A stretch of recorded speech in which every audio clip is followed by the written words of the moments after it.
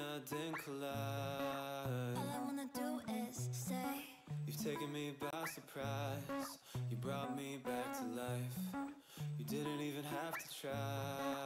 all I wanna do is say Yeah, I'm flying away to the birds in LA, and I won't be back. But I promise to you that the miles in between us will never change. The nights we stayed up, it felt up, turning to love a million days. Wouldn't be enough, so I can't stay.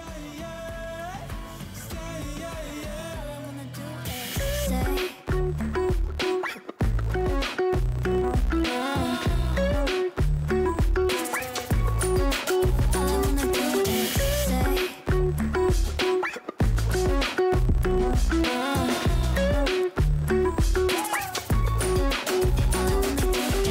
say Every time I say goodbye, missing you's hard to hide.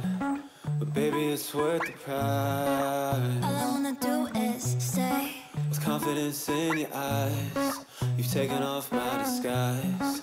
I'll never leave that all I behind. wanna do is say Yeah, I'm flying away to the birds in LA, and it hurts so bad. But I promise to you that the miles in between us will never change. The nights we stayed up, it felt up, turning to love a million days. Wouldn't be enough, so I can't stay.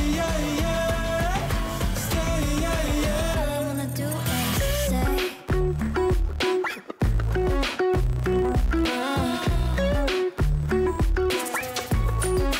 all I wanna do is say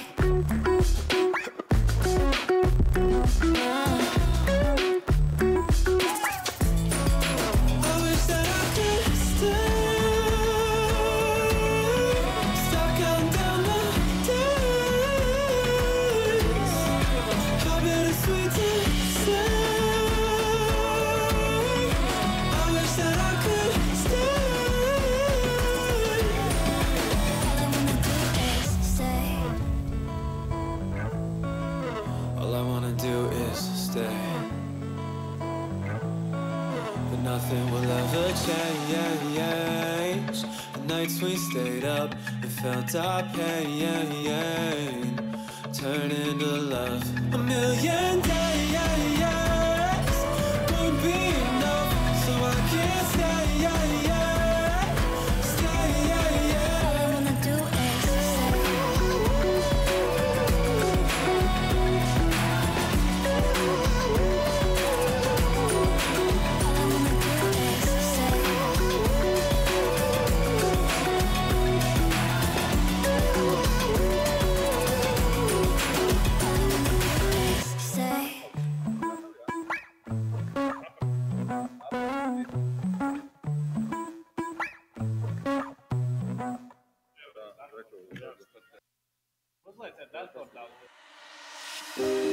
send my heart into the sound,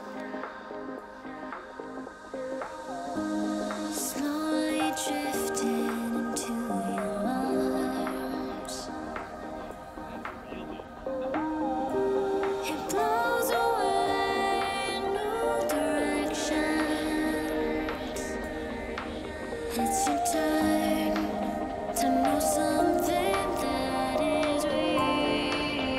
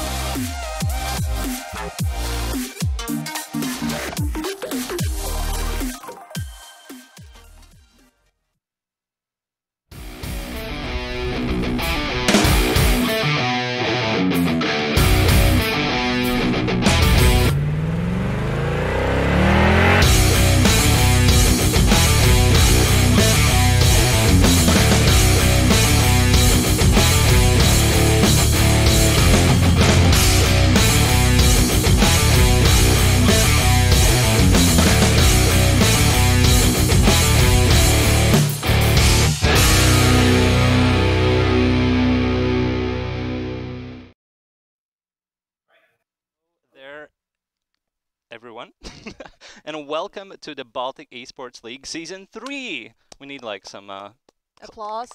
applause sound effects or something like that. So maybe you guys can open on YouTube, like applause sound effects, and just have it in the background for now.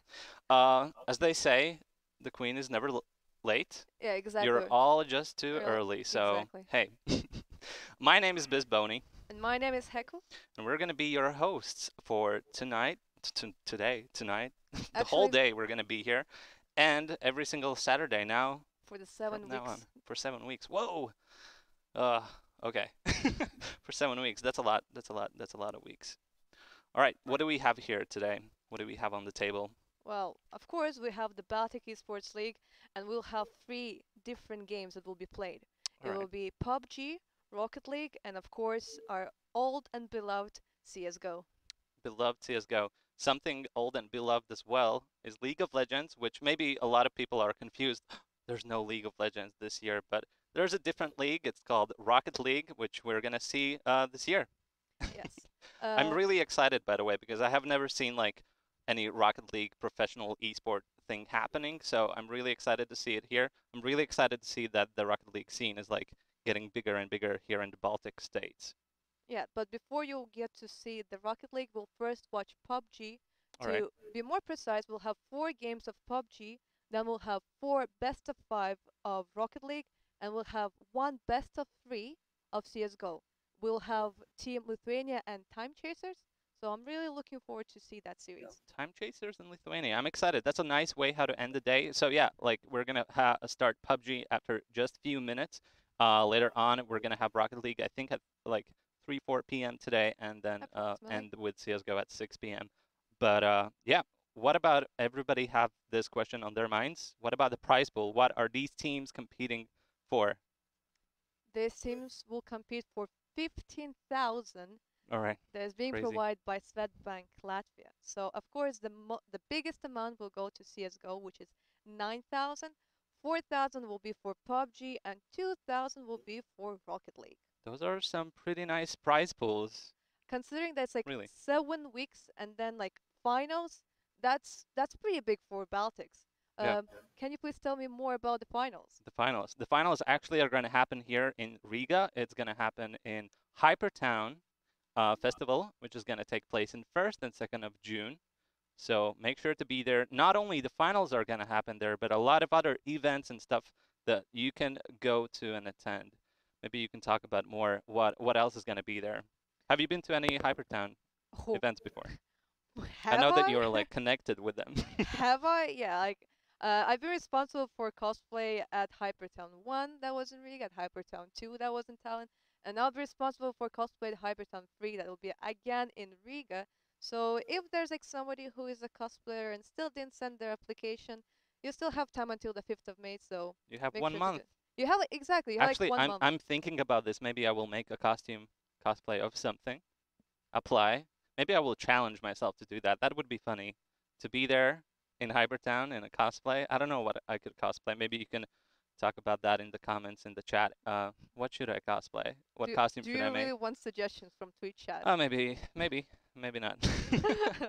I Anyways, don't a lot think of so. cool things are happening, especially like LAN party is gonna happen in Hypertown this year, which I have never seen stuff like that happen in Riga at all. Like LAN parties for like from Friday till Sunday. Never. Like I saw like like different tournaments like in internet cafes or for example in in shopping centers, Mhm. but an actual LAN that will last for 3 days where people will be able to play for 24/7. That is just Yeah. absolutely insane. It's basically like DreamHack, but finally in the Baltics.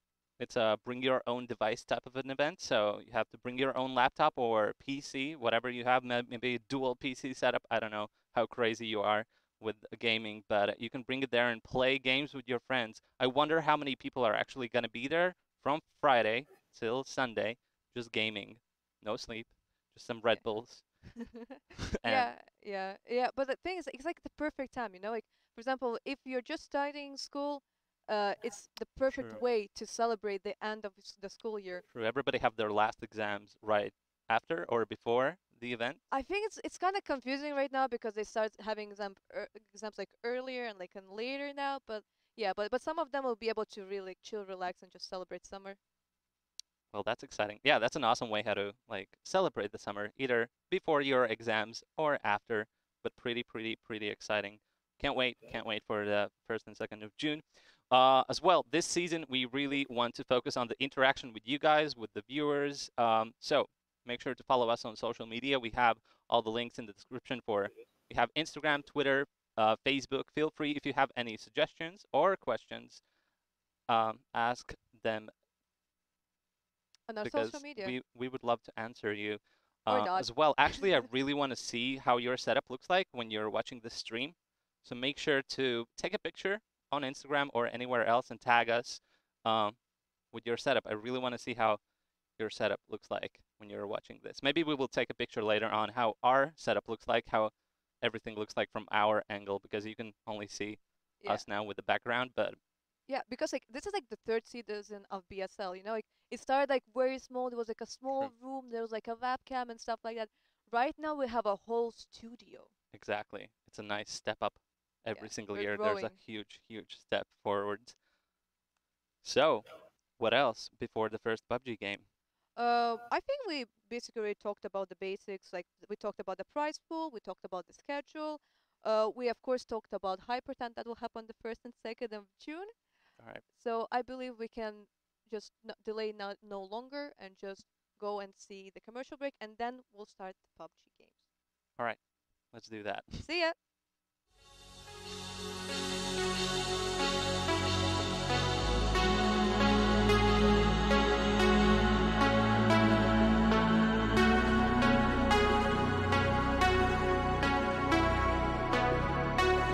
Constant spot out on. He's gonna wait for it. He's gonna wait for it.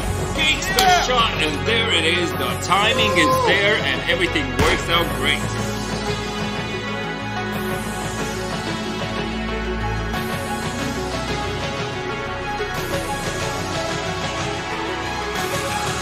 From the other side, there's a Cloudtail getting a good position to try and pick someone else. He's getting the int. He understands that there's no one. He gets one tap. What is this? What am I watching? Is this a public game? Why are the kills so easy? Cloudtail with 2 1-taps will drop these players now because the zone is pushing. Karalis is getting out of the game, and Cloudtail just, what are these players doing? Alive here and smartly sticking around towards the edge of the circle. Come on, Wolverino is going to be spraying down, and that is going to be Mighty Wolves out of the game here instantly. 2 kills coming out from him. So I must say, as the Blues does tons of damage. Phase number 7 here. And the next Chris now literally next to free I5 KMX. They don't see each other in this smoke. Now I think the smoke's gonna end, and then they're gonna. Oh, there's gonna be a surprise as X-Chris there comes out on top in that engagement. So Gonalikola will be taken out of the game as well. He healed up and got back, and right now he replied with 1 kill, but he gets a nade down in his pants, so that means only Content alive. He gets Arman up. Really well played by him, and they know that there's 2 or 3 members in front of them, and really well spotted by Content. He sees that they are pushing, and he's gonna spot out Stika. He gets down Stika, and he knows Hastin is somewhere around the smoke. He gets in the fight and gets him. So that means the 3rd team that is out from this game is What Do You Mean? And there is still time for him to pick General. What are the other team doing? The organization, there's like I mentioned, right? So they stayed in the house. They probably thought, hey, let's let other teams fight this out, and in this way they actually secured themselves a 2nd position, right? Giving an opportunity for the Mighty Wolves to get back in this game, for the General to heal up. I think they don't have a lot of armor happening for them. General has the level 1 West and level 2 Helm, and the Content, I think he's kind of crushed as well, but he's gonna see the Mr. Knight somewhere around the corner. He hears him jumping, he gets him down straight away. So this battle now turned 2 versus 2. General is seeing some other members. He drops down one of them as well, and only Esco is alive from the No organization, so that means 2 versus 1. He spots Content, tries to shoot him down, misses, hits 1 bullet, but all the others misses. He knows that the General in this moment pushes, but in the timing, he drops down the Content in a really good timing for him. Only sliver of the health left for that, and Content comes out and slaughters him down. Mighty Wolves takes it again. Okay, even in the process, that is lobby number 15, Kun. I think also suffering great damages towards their side, and does stay pushed now. Yeah, it looks like he understood that the nade. the battle, and if the nade hits, that's it. Oh my god, it's right next to them. Oh, juicy, and that is going to be latest out of the game. Trying to close in now, Cloudtail pushing in. He's going to find out Augustus here and gets the second drop as well. He's going to finish off these players as Kaz making sure to stick around in the first room before his teammate comes in. Corralius will be dropped down, and only in this back room needs to go huge for his team. He's going to be dropped, and that is going to be Cable now instantly out. Elitas doing exactly what he said.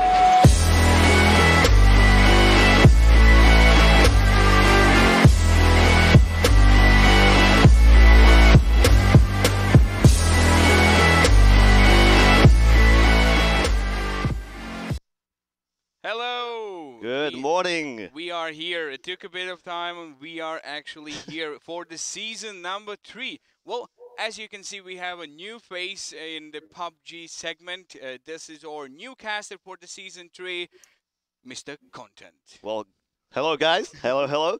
You probably have seen me before, only a little bit in a little bit of different of the area of PUBG. Yeah, on the other side, I think just now in that highlight what we all watched, we could see how you clutched few moments of that game and you bring the victory for the Mighty Wolves. Definitely.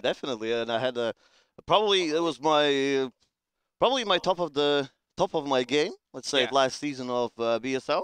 In other tournaments, I didn't do so well, but BSL was probably one of my best ones. Oh, it's nice to hear that. As we know, if we look at all of the teams that we're going to see on this season, there's a lot of new faces as well. But what I really like is to see those who played in the season 2. So we can see them adapting to the game, and maybe now they're going to bring the victory for their teams. You know, as we look for, let's say, P9, that's a kind of new team, but with the old players that we saw in the last season. It still feels like the same old team. We had pretty much the whole season we played it together, as I was a part of them as well. We did play all of the season together. Only I think we had standing for like 40 games. So the team pretty much feels the same. The only difference is that the change has been with me replaced by Korm. Replaced by Korm, and I think it's a really good addition for their team as well. Yeah, and as I know from the information that we gathered, we have 3 Estonian teams, we have 7 Lithuanian and 6 Latvian teams. Can you imagine? Last year, I think it was almost like it felt like it's all about Latvians. Yeah. In PUBG's scene.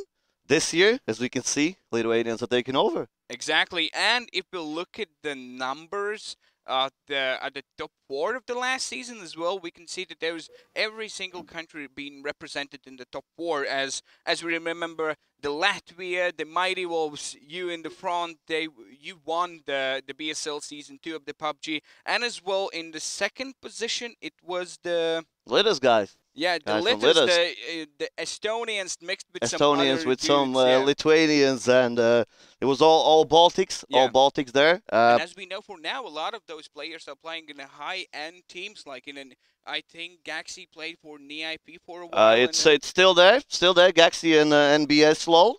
They are still both in NIP. Xchris is at the minute, if I'm not wrong, Xchris is still at the minute he's still teamless, but he's looking back to.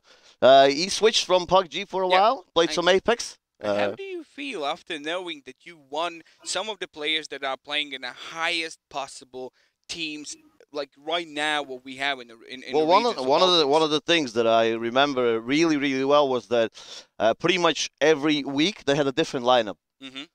And in PUBG, there's very important thing. It's called chemistry between teammates, and that will take you a long way.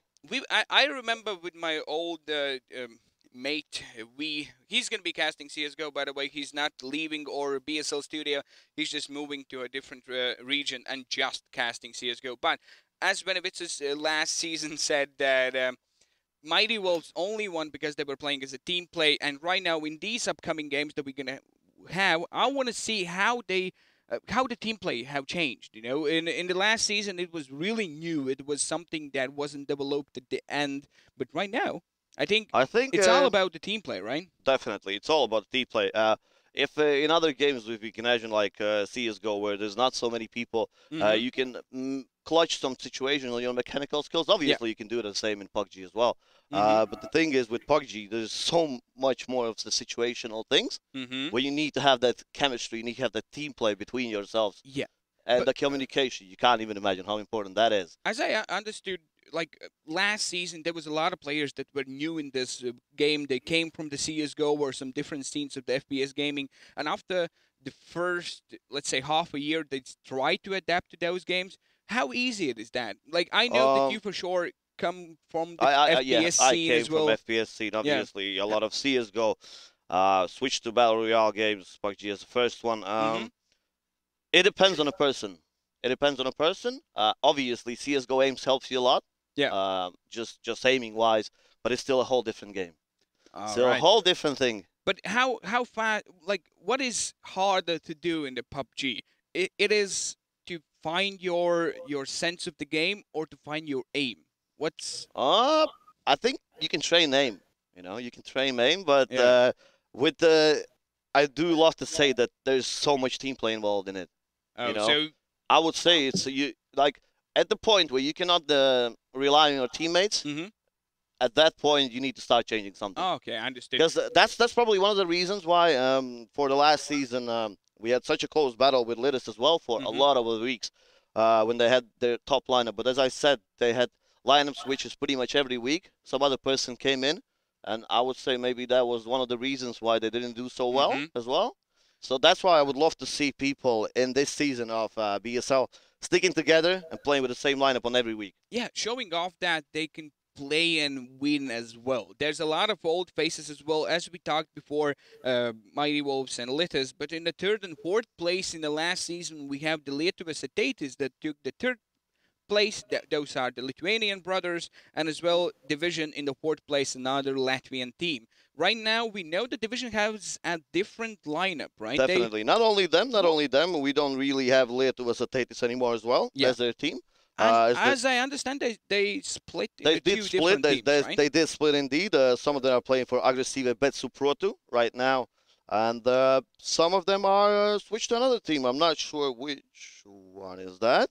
I understand. And as well, if we look at the new teams like Yor and Artops, I don't know these players. I haven't seen them before as well. And those are just some things as well. As well, I remember the Figure of 5 being a bit different lineup that we've seen right now. But Zigas, I know Zigas and Armies, they were the really aggressive players from their side. They didn't succeed as good as they should, but in a while, you know. As well, my question to you is P9. P9. The players that they have right now, what do you think about it? I think it's a great lineup they have right now. I only did play a couple of games together with their new addition, but I think it's a great addition. And I'm still taking them as the victors of this whole tournament. Yeah. As well, I'm really sad that I don't have the team Kartoshka, one of the favorites, you know. And I wanted to see them prevail. I wanted to see them to shoot for the stars and be there for the victory at least once in the whole BSL, you know. As we have seen in the Season 1, they didn't participate. They were still learning. In the Season 2, they were there and they were so close. At least few battles, I thought that actually they're going to take it. After, I think one of them shut you down in one of the games. And after that, I'm like, no, this is the game. This is the one. that's the moment when they decide, well, you know what we could do? Push alone, die, and then figure how to win from that position. Well, if we have a look, we have some new additions as well to this season's lineup. I see some, obviously, some name changes of the teams. It's not so much of the people changes. We're still playing the last season of BSL as well. But we do have a new teams, for example, from Latvia. We do have AC Pirmais eSports, a team we saw. Right. We did see last season playing only CS:GO. This season, I have seen the Mad Kid before somewhere in the PUBG scene in Latvia. One thing I do love about this team is that they are. It's not all Latvian team. And I do like that. It's like kind of base Latvian team. Oh. But it's not all Latvians there. I see. And so that's one of the things I really do like to see. And as well, their corporation, as the Epitomize eSport, they have a really good CSGO team. Unfortunately, I think in this week they had the first loss already. They did, yes. But I saw only the good comments on social media where they praised them and said, guys, this is the only first game of the BSL season. If you lose, just keep on going. And that the same attitude goes for the PUBG scene as well. If you lose the first game, if you get a really bad drop or someone snipes you down with the unreal headshots, you know those can happen. Oh yeah, I remember I remember my last season. I still remember it. it. Them, we can all do them sometimes. We have seen like one of those. And I can get killed by those as well because I got killed last season. From the Bait Academy, we have Cloudtail playing, and we saw his remarkable headshots happening with the DMRs and guns like that. And I do love to see their lineup. I do love to see their lineup because it's all Estonian. Skill-wise? Obviously, yes. Both ways, both skill-wise, and they are both all Estonians right now. So no more mixed team there. And I'm hoping for a really good result from there. Exactly, a lot of ways can go through with them. I want to see that as well. I think the only teams that we haven't talked about is Dator Paso, that is obviously Latvian team, and as well the Team G. So yeah. So we're going to see them in the game, and we're going to look what they can bring to us. But before that, let's just go for a really quick commercial break. And after that, we're going to all see you in a plane, in a game, and for the game number 1 in a BSL PUBG. See you there. Alice sapņo lidot uz Marsu. Juris būvēja pats savu raķeti, jo grib būt kā Alice, kura tēmē uz Marsu. Gameri nolēma sacensties mačos, redzot, kā Juris būvēja pats savu raķeti, jo grib būt kā Alice, kur tēmē uz Marsu. Māris nonāk hokeja komandā, iedvesmojies no gameriem, kur ir mačos, redzot, kā Juris būvēja savu raķeti, zinot, ka Alice tēmē uz Marsu. Sanita pacēlās. Nu tā ir zirgā. Jo redz, kā Māris ir aizrauts ar hokeju, gameri iedvesmots, jo tie ir mačos, redzot, kā Juris būvēja savu raķeti, zinot, kā Alice tēmē uz Marsu. Toms slīpē bruņu meistara mākslu, jo abrīno princeses zirgā, kur iedrošināja Mārs, kurš tagad ir hokejā, gameri iedvesmots, kur ir mačos, redzot, ka Juris būvē savu raķeti, zinot, ka Alice tēmē uz Marsu. Tava aizrautība parauj līdzi mūs un citus. Ar Helio garlaicībai nav izreču un aizrautībai robežu.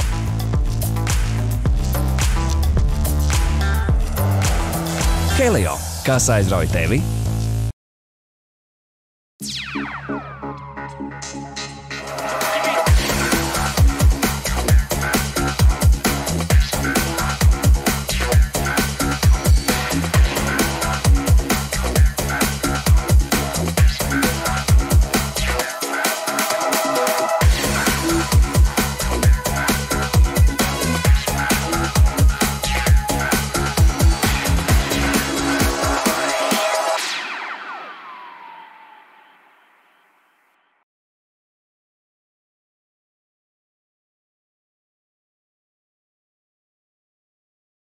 Yeah, so Season 3, game number 1 for the lovely map, old school Erangel.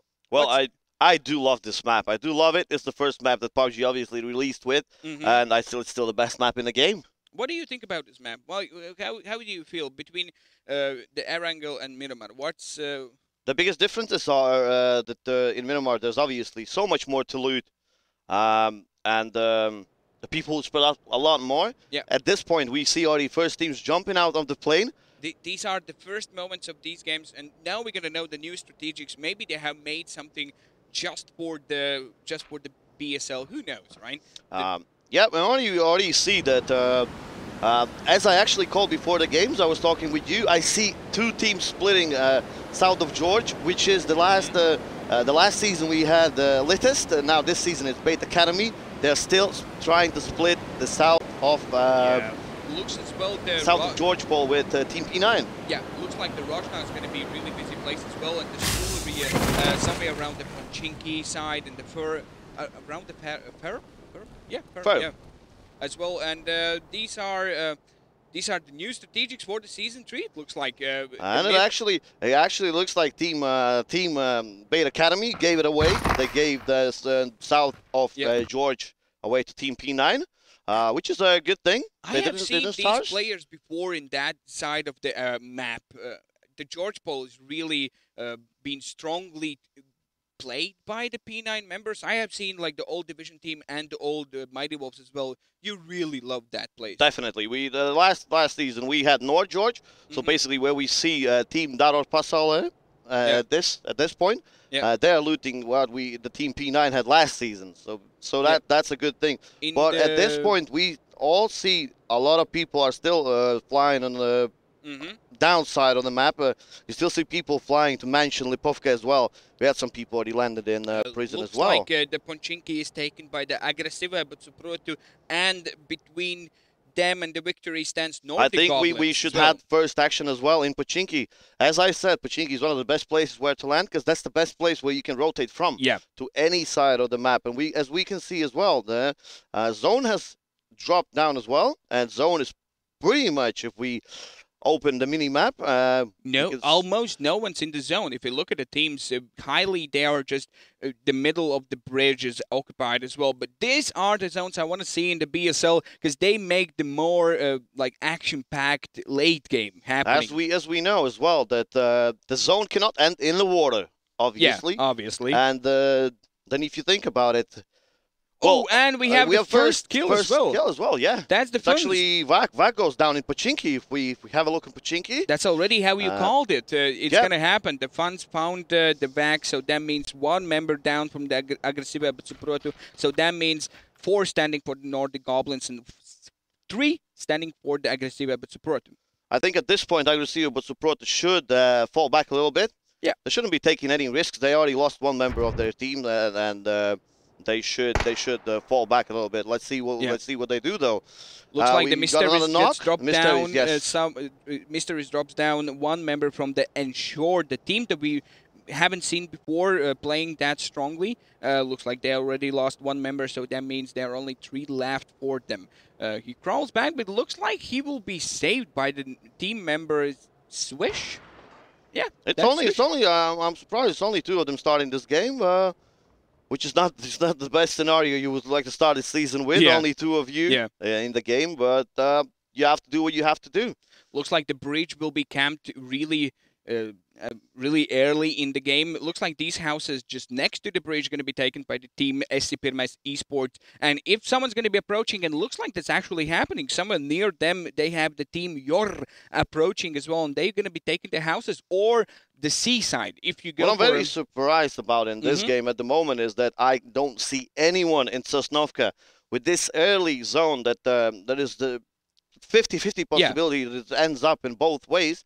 We still don't see anybody in looting in Sosnovka. The plane was flying pretty much over it, so I'm surprised to see none teams in Sosnovka at this point. Yeah. What would be your way to know when to approach, when to go through with the through from one side to another side? Let's say. And we see our first drop as well falling down. Let's see. Probably none of the teams are aware of it, as we don't see anybody around it. But we have a first drop down. It looks like it has the MK14 and whole level 3 gear as well. As we can see, just somewhere in the shelter side, we have the team Division approaching slowly as well down to. They're somewhere in the shelters, I think. What do you think about shelters? I don't. Not like a fan them. of that place. Not a fan of that place. I don't like whenever zone ends up there. Yeah. It just feels like people will camp until the end. Exactly. There's so many levels there, and it just doesn't feel good. Looks like we have the first guys approaching with the boat as well. Those are some rotation already going across. I actually thought they will go across the bridge. Our team.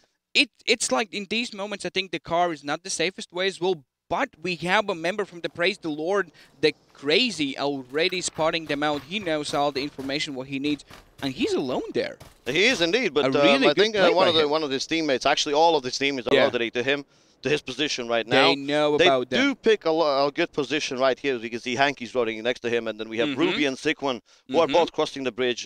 Very safe cross, as they all know that there's nobody there. And we can see Team P9 rotating inside the zone as well. They do play it very, very safe. They're really we have a fight. Gets driven over, and that's the Aggressiva Butsuprotu versus the Atrox. And it looks like the Massacre and the Aggressiva Butsuprotu get slaughtered. They slaughtered everyone down, and that's almost all the team of Atrox down. I think one member is alive from them. Well, as we saw, Vac was taken down early in a game in Pochinki. They almost lost another member of their team, but it actually went so much better for them. And we see Kivish, the Murloc, actually dies, or what happened there? I think miscommunication. You know, did he fell off the bike or something? It's when there are times that you just want to bail the car really fast, and I think this was one of the moments. As right now we can see, well, where we do have still first zone coming in, so it's not gonna do too much damage. But well, Kivish knocked himself out. Well, that happens, you know, in this game. It happens. He's just showing his dominance, all right? But we already saw some. Actually, Armand might get into the fight. Yeah, he does some damage onto the. Onto the 69 Latvia teams. Yeah, only 1/3 down with that shot, and there's two members there. General is on behind as well with them. Maybe see the General as well? Oh, no, he doesn't have the angle. Looks like he doesn't, yeah, he's still too far away, but yeah. Armand's actually had a really nice spray. He actually, I think he could have knocked at least one guy down at this position. Actually, they're taking some other shots from some other teams. Actually, I think it was Generals who was shooting at them, but they are all still alive on Team Dator Basel. And what we see as well was the P9 approaching that seaside and watching, and again he gets a knock there. That's the aggressive. Yeah, that's the thing that we talked about. It was just fighting across the river. They just almost slaughtered everyone from our troops, and right now they're being slaughtered by the Hanky. But Goda puts a headshot back. Easy got a headshot. He got knocked on to Crazy, but he's being taken down. So that's two members off. Yeah. Aggressive, but Supro to down. So that's only one member of their team left. That's the Senku. Well, these are the new names for us, so pardon if we say them wrong. Yeah, but we are still getting onto the Senka Papapao. Well, he's going to be Senka. Yeah, and he's Senka. He's just leaving this area. He understood that he's alone, and let's see how many points. It's all up to Sinkwam now from the Praise the Lord to just approach him on the rock side and try to shoot him down. That's happening already. He misses few of the shots on his back. If Sinkwam lets him live, that's it for them. Well, this is one of the things that it's very important in PUBG. As we saw, they were fighting across the river. With our team that was, I'm not sure which team it was, that they killed there across the river. And the team, praise the Lord, they already rotated in these buildings here.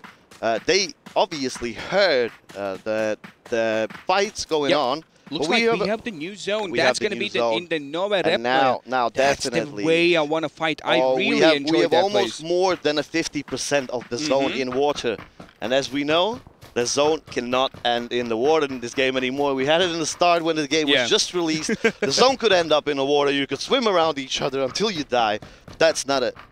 It's really interesting. It's really interesting that the Armand is going around the island right now and approaching just from the side and really late join for the fight. Really interesting.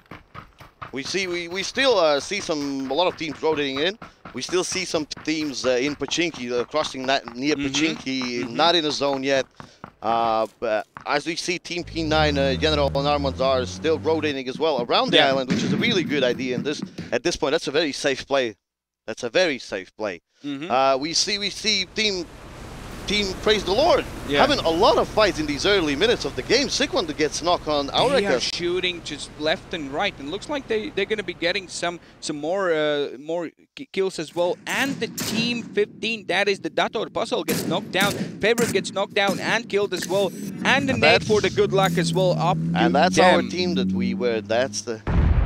That's the team. It looks like the team Ensure is out. That's the team number 10. Ensure, they just been eliminated. So that means in the first 10 minutes we have lost few members alive, but the whole squad is out. So that means we have 15 teams, 52 members alive. The new zone is approaching slowly as well and biting everyone in the bottom, as we see just few teams not yet in the zone and slowly approaching the new area of the fight. And we have Team Praise the Lord taking a safe approach as well, rotating away from the zone. Actually, it seems like they're rotating away from the zone, but they are doing it all safe.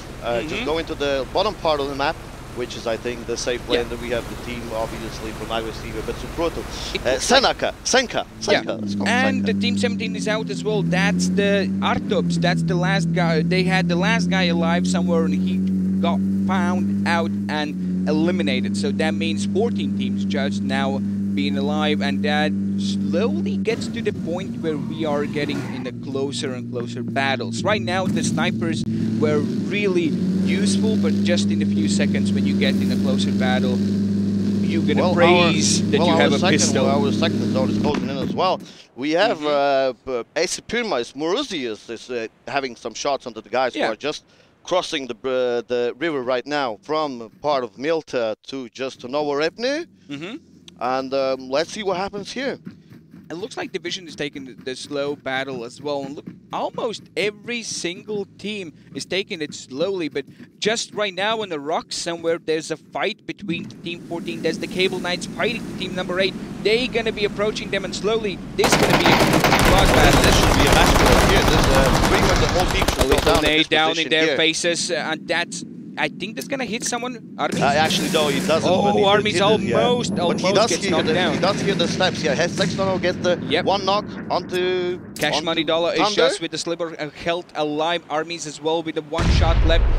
Sexton just drops down. He saw the second guy as well. He should get a knock like this as well. And he almost did it. He actually gets tagged down to half of the health. They fight 50-50 right now, but they have one knock in their favor as well. Zigas is trying to get it sneaky down in the side and try to get something back.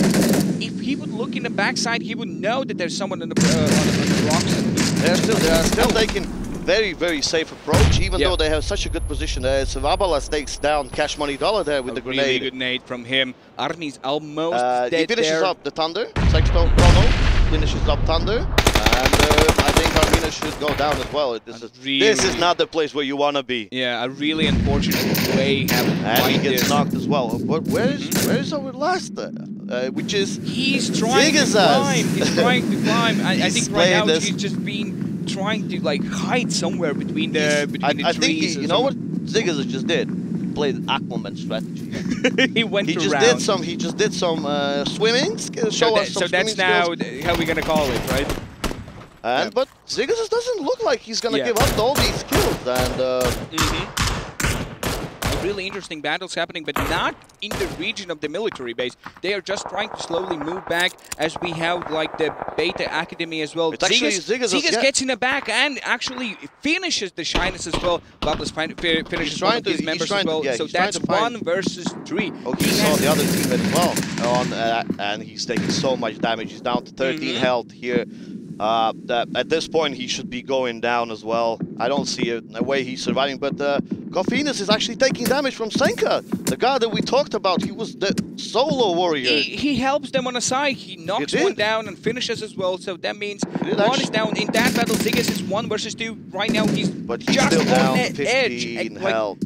Literally and on he the goes edge. Down. Yeah, he goes down to Tono. And that's our team. That was the 14th team for this game. Only 13 teams left. 44 members alive. As we approach really close to 15-minute, X-Chris gets an M24 kill, or that's the kill on the Crazy. That's just a knock, just a knock, yeah. But Crazy made a nade call for himself as well. He got knocked down for the Bait Academy as well. So actually, Cloudtail finishes him up, even though there was a smoke in front of it. And Cloudtail was the furthest member of Team Beta Academy, and he still managed to get the shot onto Crazy and finish him up. That's a nice kill there. Down the slope slowly, Nordic Goblins are approaching that same battle. Well, the knocks are happening with the snipers. We have the Praise the Lord somewhere in the middle of the trees, fighting 2-3 squads in the same team. The P9 on the side. We have the Team 4, that is the Bait Academy. Between them, there's Nordic Goblins. And we had a big zone shift as well right now, which is basically there's none of the areas except the place where our team, AC Pirmais, is right now. A lot of people are dying still outside the zone. We see Postver and another of his team members going down. There are times in this game when you get carried away. When you run through the zone, you think you're gonna make it, or you're gonna just stand in the zone, shoot 1-2 bullets on the side, and then just gonna try to run for it. But it looks like 2 members were wrong in that. They got pushed down by the zone and knocked and killed as well. As we have the Bait Academy getting a really good position down, but we have a lot of members fighting right now. Sick One takes down, I think it's the Was it? No, it wasn't the whole team. Yeah, that was only down. 2 members down. That was two. Funds Yeah, is and really that's the, sneaky. Yeah, that's the team members of Funds who were trying to rotate to his position as well, but didn't succeed. So, unfortunately, Funds stays alone as we already see some solo warriors in this game. Froggy gets 1 knock and kills as well. The member from the Jor, the Estofi, gets knocked down and killed as well. Don Kez gets knocked down by the zone. Looks like it's going to be killed as well from him. We have Froggy from the team P9. And then Team 18 actually total spies. They do eliminate themselves outside the zone. I pretty much saw 3 people go down from outside the zone. Ooh, a really good shot by General. He gets 1 knock. He gonna I think he's gonna get another one after he did get a up. knock on sick one in this position because they didn't know. General only knocked 1 guy before we didn't even see that happen. But obviously, General finishes. General finishes. That's different. There was General different. finishes, General General actually caught the nade in his eye by Miguel Ruby, but Froggy's just opened up. Froggy just slaughtered them. That's it. That's the team. Praise the Lord is out. That's 2 knocks, but both Armands and Froggy are alive, so that's both pickups here. Yeah. Nice play by Froggy here. He actually basically killed all the team. But we do see team number 4, Bait Academy, that here all these shots going on. This is a battle. We might see a battle here. Because like my prediction is these 2 teams going to be in the finals. We're going to have the Bait Academy and P9, and right now they are just down for the fight. Cloudtail is trying to find a better angle as well, as the P9 members are still healing. General just can't get a break from these guys. He already got shot by guys from PTL, who unfortunately went down in place number 12. But General just can't get a break. He's getting shot from everybody. But it looks like they are taking those houses up on the hill, and the zone is slowly moving in. They are still have to move. Like the Bait Academy have to move for the next zone and then try to pick some fights. Otherwise, and as we can see, the team Yor is still on the edge. Actually, when you talk about Team Yor, then Pacher, it goes down from a nice headshot from X-Chris M24. A very nice headshot. Actually, I think at this point, if they are ready, as we can see the Funds, we can see him just somewhere behind the ledges. If he joins that fight, if he joins from that hillside, he can take the whole squad of the Bait Academy. Right now, we're going to see the next zone. This changes everything. Just these last seconds. 1 second. Now, I still think AC Pyramids at this point, they have a really good position. High ground on everyone. A lot of teams have to rotate inside the zone. There's still just basically 3 houses inside, no Repner, and that's about it. Our team, Yor, they actually decided to fall off. They did get Pachart up and just rotate away. Yeah, they are using the smaller houses for their good, and it looks like they're going to be just staying there as well. The team that we haven't seen before, the Mad Kid from Team 12, that's the eSports. They are taking the hillside, and they still have the zone. They're really good in prediction of that. As we have different fights closely happening in, between Division and Garlic Cola. No, it seems like Bait Academy just won't let B9 go. They just wanna. They are basically. They already heard shots from Armas, who just actually got a knock on Babalas. Really nice M24 shot there. And actually, if we have a look on the team Bait Academy, because Team P9 are shooting with some other squad, Bait Academy could get some knocks in behind them. I think they should beat them in a second. Mr. Knight is showing a really good play by his team. They already got 4 kills down there. That's Arman gets the kill until the end. And we should have some action right now between P9 and Bait Academy. This is the final action. Like, this is what's going to happen in finals. That's my prediction. We still do have 11 teams alive, so that's a lot of teams alive. Even though it's maybe just 1 person alive, it's still a lot. They're really close in the bag. That's definitely. That's they the fight want that's these going to skills. happen right now. Want these skills. They see them as well. Should I get one? Actually, he gets a help by the Razy as well. Gets one as well. Froggy gets a lot of action going down here. That's it. That's the team number 3. That's P9 is out. Yeah, that's team P9 in place 11. Well, not the best start for them. Definitely not the best start. They would hope so. This is one of the things that I always like to say. Yeah. 1 person, check your behind. Always. And right now, Bait Academy did what they are called for. They are the baiters, and they baited someone. Not look in their back, well, and they just Senka actually just threw a nade which wasn't a really smart idea because there's a whole team of Beta Academy there. He can still survive. He can. No one expects him to be there. Well, look, he's just running away, and well. If he gets to that truck before X-Chris shuts him down, that's gonna be it for him. If he lies there down, actually, Truflix is just lying down and trying to get the kill. Well, his position is not the best. He actually catches an 8 and gets finished up, but it wasn't the place where you want to be. That road is pretty much flat. There's nothing to hide behind. We do see the team, pretty much what we talked about, at a really good position. Having We just the actually ball take game some there. They're standing really on a hill. hard hits, even though they are in the high ground. But being on a high ground, they're slowly approaching, just slowly getting some knocks, some damage down. But they're gonna be moving soon. The zone is coming in 30 we still seconds. have all of the team bait, so there's all 4 people there. Kalimela is knocked, but he's going down as well because all of his team is in a building which is next to Novo. Yeah. Well, that's why. Why is he there? Like, why? These are the late game moments. Don't leave the team. It's maybe he was trying. Maybe he was trying to rotate as well, but didn't succeed in doing so. We do see Matkid getting a knock on Eric's again. That's already, I think, the second or maybe third knock.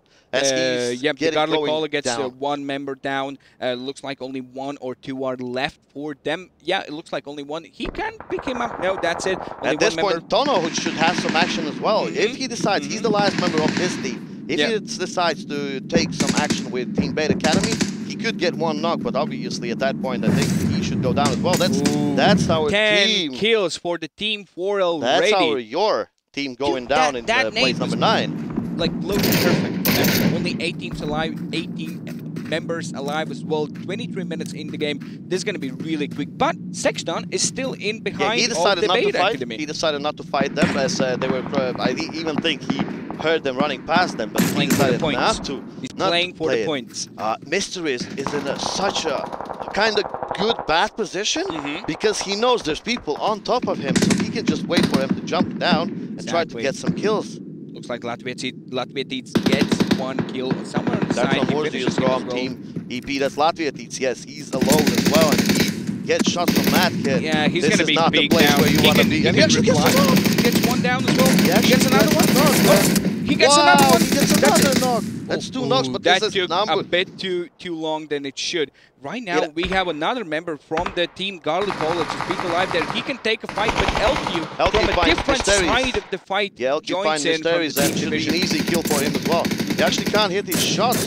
Yeah, he finishes it up, so that's team number 7. Garlic Cola goes down in place Only number 6 7. teams left right now. Really close battles happening. Sexton is still in the behind of the Sexton Bait is still, Academy. he's still playing all these snake strategies right here. As we know, it works, pretty well. We have seen that before. I'll be that. honest, I have played like that. But we have only 2 teams with a full lineup. That's Team Division and Team Bait Academy. Yeah. We do see Mr. goes from pretty much landing some shots.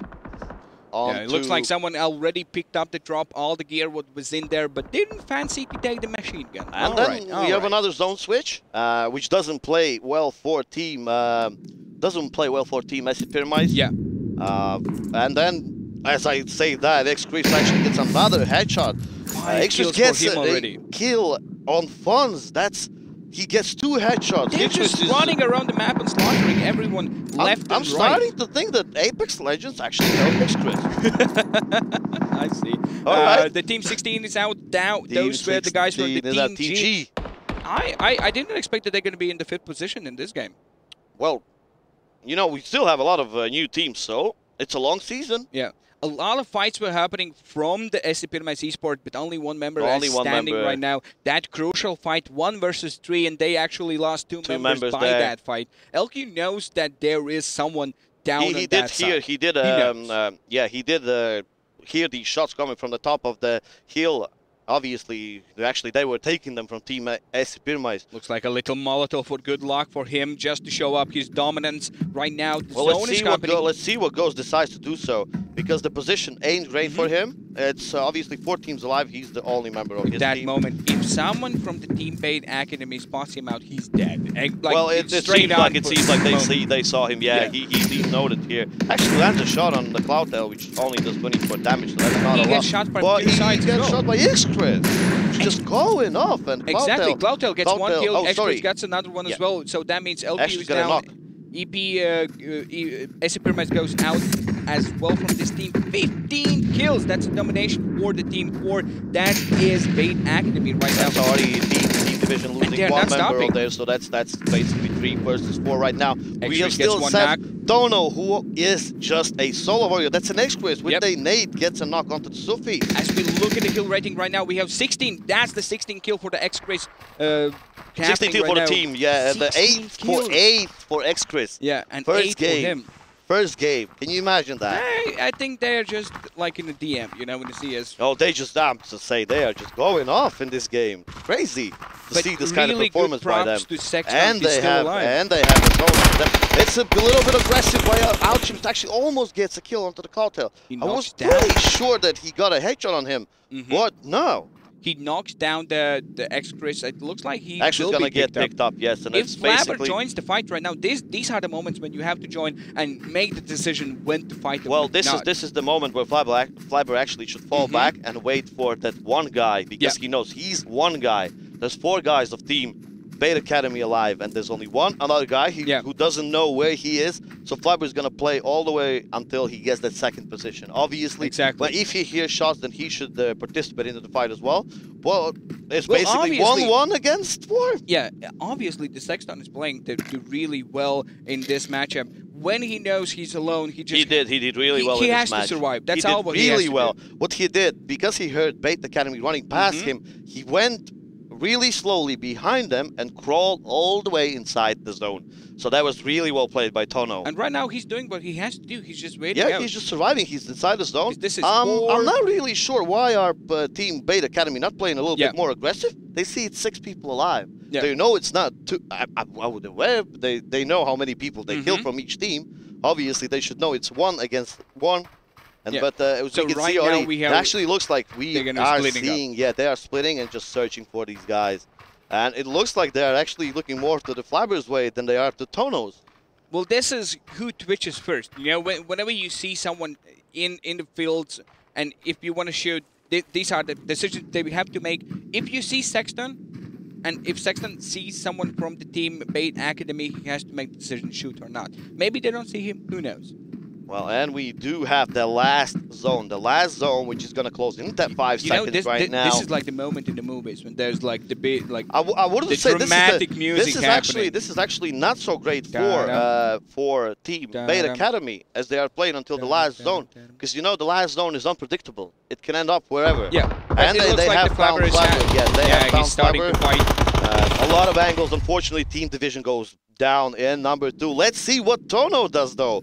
Tono, our solo man. Yeah, well, he survived, and right now he can just praise everything and know that it's gonna stop now. But unfortunately, no kills there. Tono goes down, and that's goes down. it for him, and that's it for the game number 1. Bait Academy, sir. Woo, baby. 19 kills.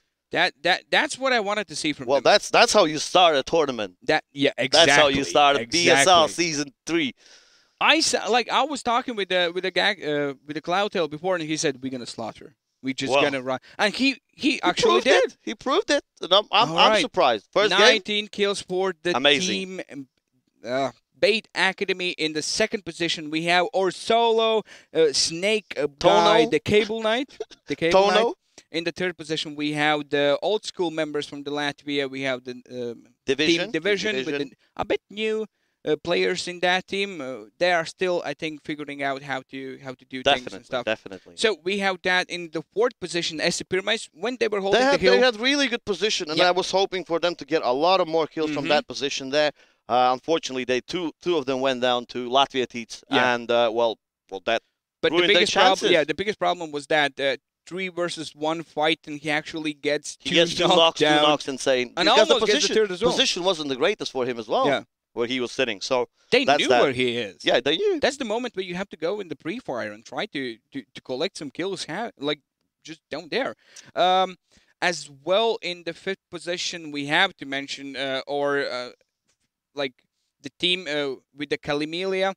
I think they are like the new team that I haven't seen before playing, and that's why I wanted to see them perform a little bit. I do remember Kalimela from last season. He did play, but the team, the other guys, they actually, as we can see, they started 3 of them in this game, which is obviously not the best start. You do want these all 4 guys alive, and just one person makes such a huge difference. That's the Team G. I haven't seen the Team G playing before. That's why I'm saying that I'm really happy to see them performing as they did, and to get a 5th place in the first game. I think that's a bit of confidence boost, right?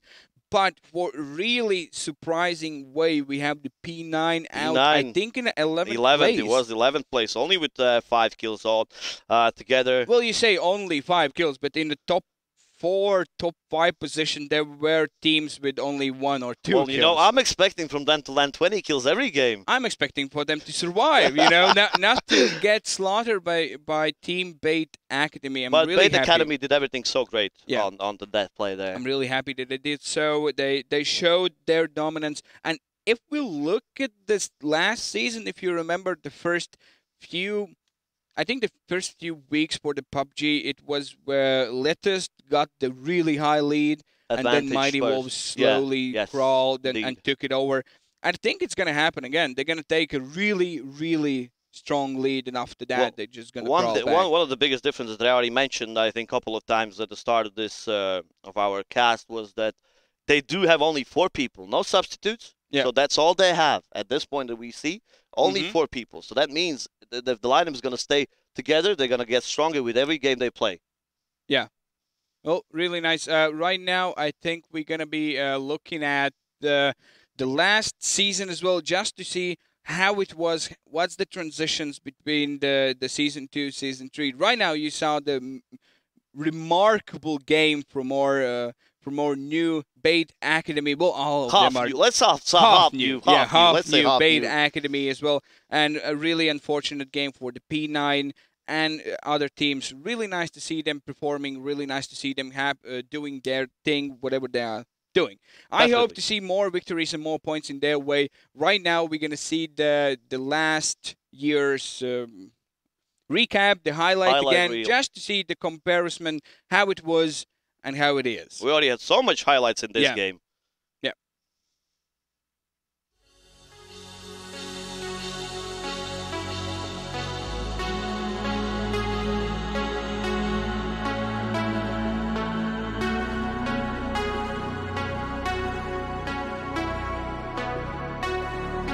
It's spot out on he's gonna wait for it. He's gonna wait for it.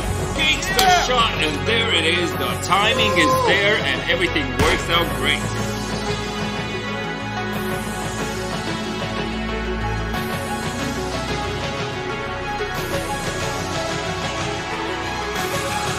From the other side, there's a Cloudtail getting a good position to try and kick someone out.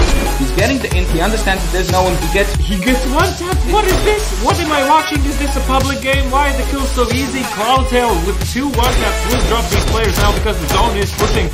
Corrales is getting out of the game, and Cloudtail just, what are these players doing alive here and smartly sticking around towards the edge of the circle? Come on, Wolverino is going to be spraying down, and that is going to be Mighty Wolves out of the game here instantly. 2 kills coming out from him. I must say, as the Blues does tons of damage. Phase number 7 here. And the next Crystal, literally next to free I5K next. They don't see each other in this smoke. Now I think the smoke's gonna end, and then they're gonna... Oh, there's gonna be a surprise as X-Chris there comes out on top in that engagement. So Galikola will be taken out of the game as well. He healed up and got back, and right now he replied with 1 kill, but he gets a nade down in his pants, so that means only Content alive. He gets Arman up. Really well played by him, and they know that there's 2 or 3 members in front of them, and really well spotted by Content. He sees that they are pushing, and he's gonna spot out Stika. He gets down Stika, and he knows Hastin is somewhere around the smoke. He gets in the fight and gets him. So that means the third team that is out from this game is What Do You Mean? And there is still time for him to pick General. What are the other team doing? The organization, they're like I mentioned, right? So they stayed in the house. They probably thought, hey, let's let other teams fight this out, and in this way they actually secured themselves a second position, right? Giving an opportunity for the Mighty Wolves to get back in this game, for the General to heal up. I think they don't have a lot of armor happening for them. General has the level 1 vest and level 2 helm, and the content, I think he's kind of crushed as well, but he's gonna see the Mr. Knight somewhere around the corner. He hears him jumping, he gets him down straight away. So this battle now turned 2 versus 2. General is seeing some other members. He drops down one of them as well, and only Esko is alive from the no organization, so that means 2 versus 1. He spots content, tries to shoot him down, misses, hits one bullet, but all the others misses. He knows that the General in this moment pushes, but in the timing, he drops down the content in a really good timing for him. Only sliver of the health left for that, and content comes out and slaughters him down. Mighty Wolves.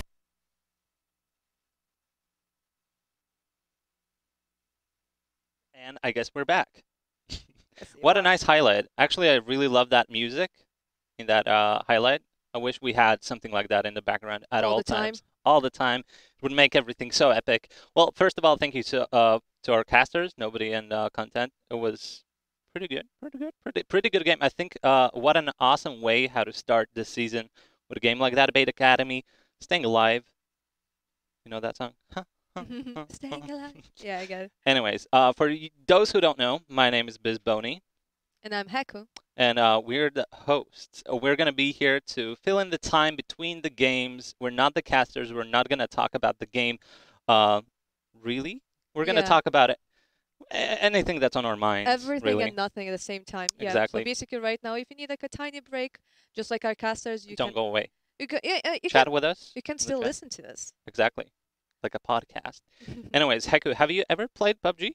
Okay, I need to be honest. I never played PUBG on my like myself. I watched some tournaments. Okay. But it's just the battle royale genre is like not really my thing. You don't like it? I know it's like it's not like I hate it. I prefer MOBAs and MMORPGs. Oh, okay. Just like not so shooters. Different genres. Yeah. All right. Have you seen the movie Hunger Games? I think that's where like a lot of people like found out about like this whole genre of battle royale because it's kind of similar. It's not the same for sure.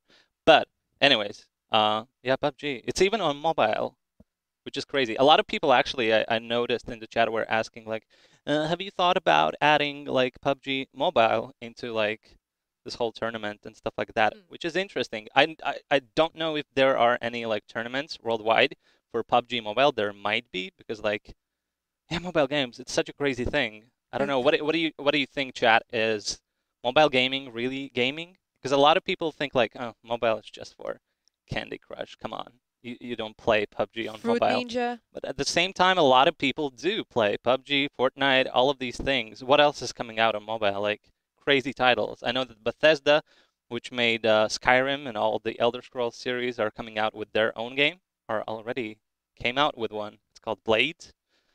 A lot of Blizzard. Yeah, Blizzard announced Diablo Immortal, and it was like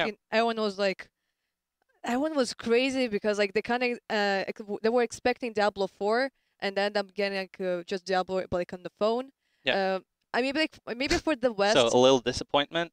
Yeah, I mean, like for Diablo fans, yeah. I mean, for it's kind of disappointing for the people from the West, but not for the people from the East, because for them, like phone games, it's huge. It's a huge deal. Yeah, like it's interesting. Like not last summer but the summer before, I went to Japan, and like Fate Grand Order, it's so big. I don't know. It's bigger than anime in Japan. It's insane. Yeah, and there are a lot like. Even if the big titles don't have their own mobile games, there's something similar to them. Like League of Legends have their like so many legal like MOBA games on mobile phones, which is already like taking a scene in eSports.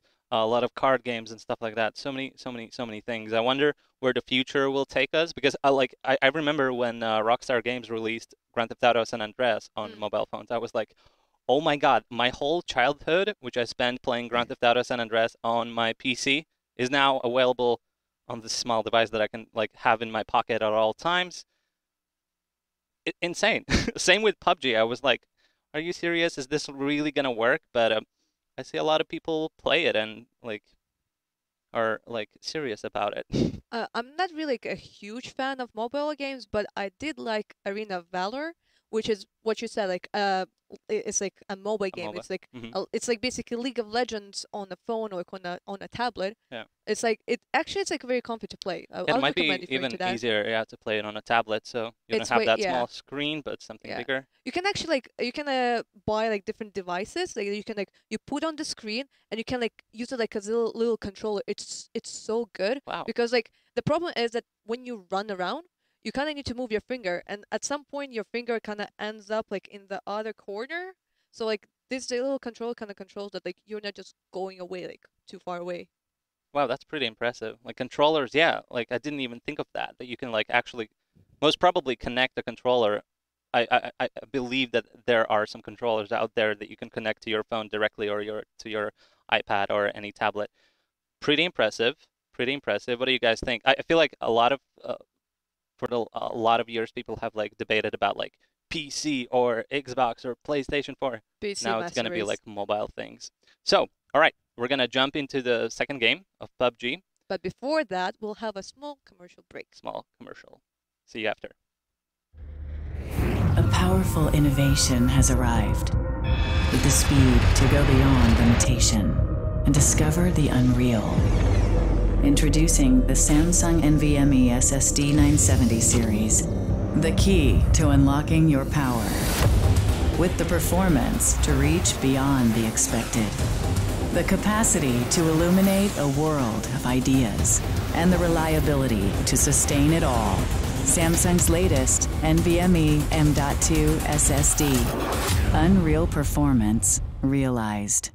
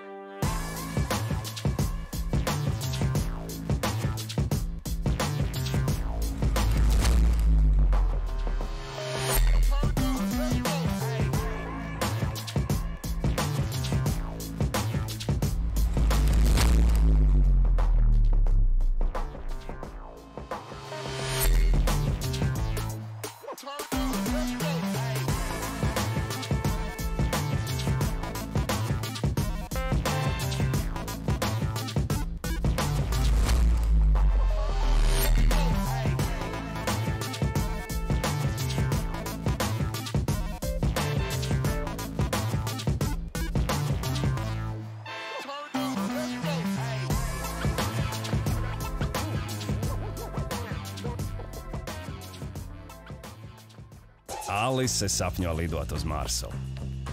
Juris būvēja pats savu raķeti, jo grib būt kā Alise, kura tēmē uz Marsu.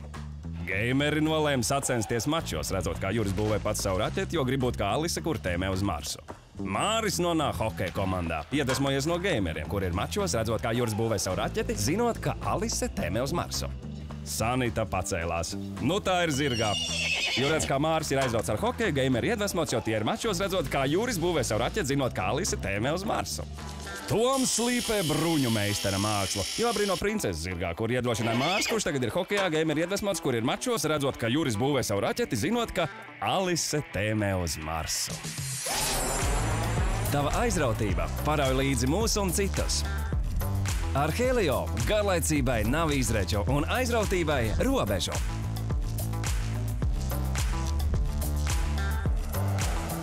Helio, kas aizrauj tevi?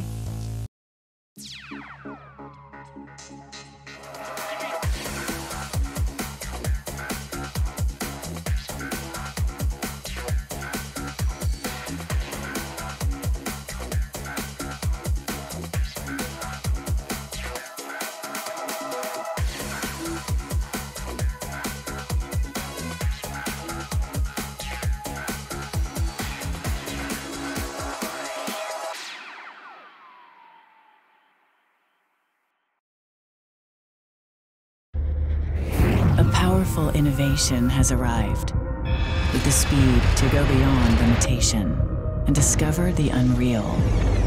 Introducing the Samsung NVMe SSD 970 series, the key to unlocking your power, with the performance to reach beyond the expected, the capacity to illuminate a world of ideas, and the reliability to sustain it all. Samsung's latest NVMe M.2 SSD. Unreal performance realized. Alise sapņo lidot uz Marsu. Juris būvēja pats savu raķeti, jo grib būt kā Alise, kura tēmē uz Marsu. Gameri nolēma sacensties mačos, redzot, kā Juris būvēja pats savu raķeti, jo grib būt kā Alise, kura tēmē uz Marsu. Māris nonāk hokeja komandā, iedvesmojies no gameriem, kur ir mačos, redzot, kā Juris būvēja savu raķeti, zinot, ka Alise tēmē uz Marsu. Sanita pacēlās. Nu tā ir zirgā. Jo redz, kā Māris ir aizrauts ar hokeju, gameri iedvesmots, jo tie ir mačos, redzot, kā Juris būvēja savu raķeti, zinot, kā Alise tēmē uz Marsu. Toms slīpē bruņu meistara mākslu, jo abrīno princesi zirgā, kur iedrošināja Māris, kurš tagad ir hokejā, gameri iedvesmots, kur ir mačos, redzot, ka Juris būvēja savu raķeti, zinot, ka Alise tēmē uz Marsu. Tava aizrautība parauj līdzi mūs un citus. Ar Helio garlaicībai nav izreču un aizrautībai robežu.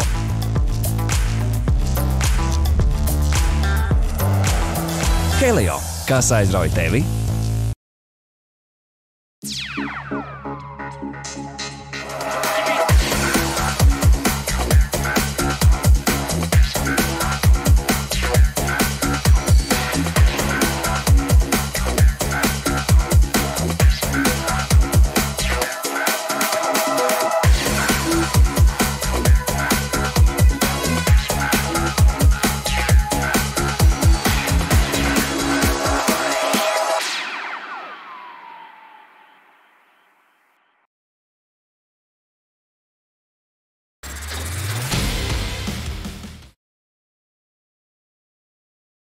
Indeed. Game number 2, Miramar. How do you stand on this map? Well, as I said, I prefer Angel. Still think it's the best map of the whole game. One of the things that Miramar obviously differences a lot from Erangel map is the thing that there's no grass. So no snake strategies for Tono. Snake strategies for Tono, but the difference with the maps obviously is there's so much more differences in low-high grounds. A lot of rocks. Do you think Sexton lived only because of the grass, or because of his movement, or he just prayed? It was a good play, but as I said at the second after he finished the first game, he did everything what he could do. And it was really well played by him. It was really well played. I want to see more from the teams like Dator Passaul. I mean, they were one of the first ones to be knocked out from the game. It wasn't actually, no, because Dator Passaul he stayed. He was the guy who. But the whole rest of the team, obviously, it wasn't the best start for them. As well, the same from the Ensure.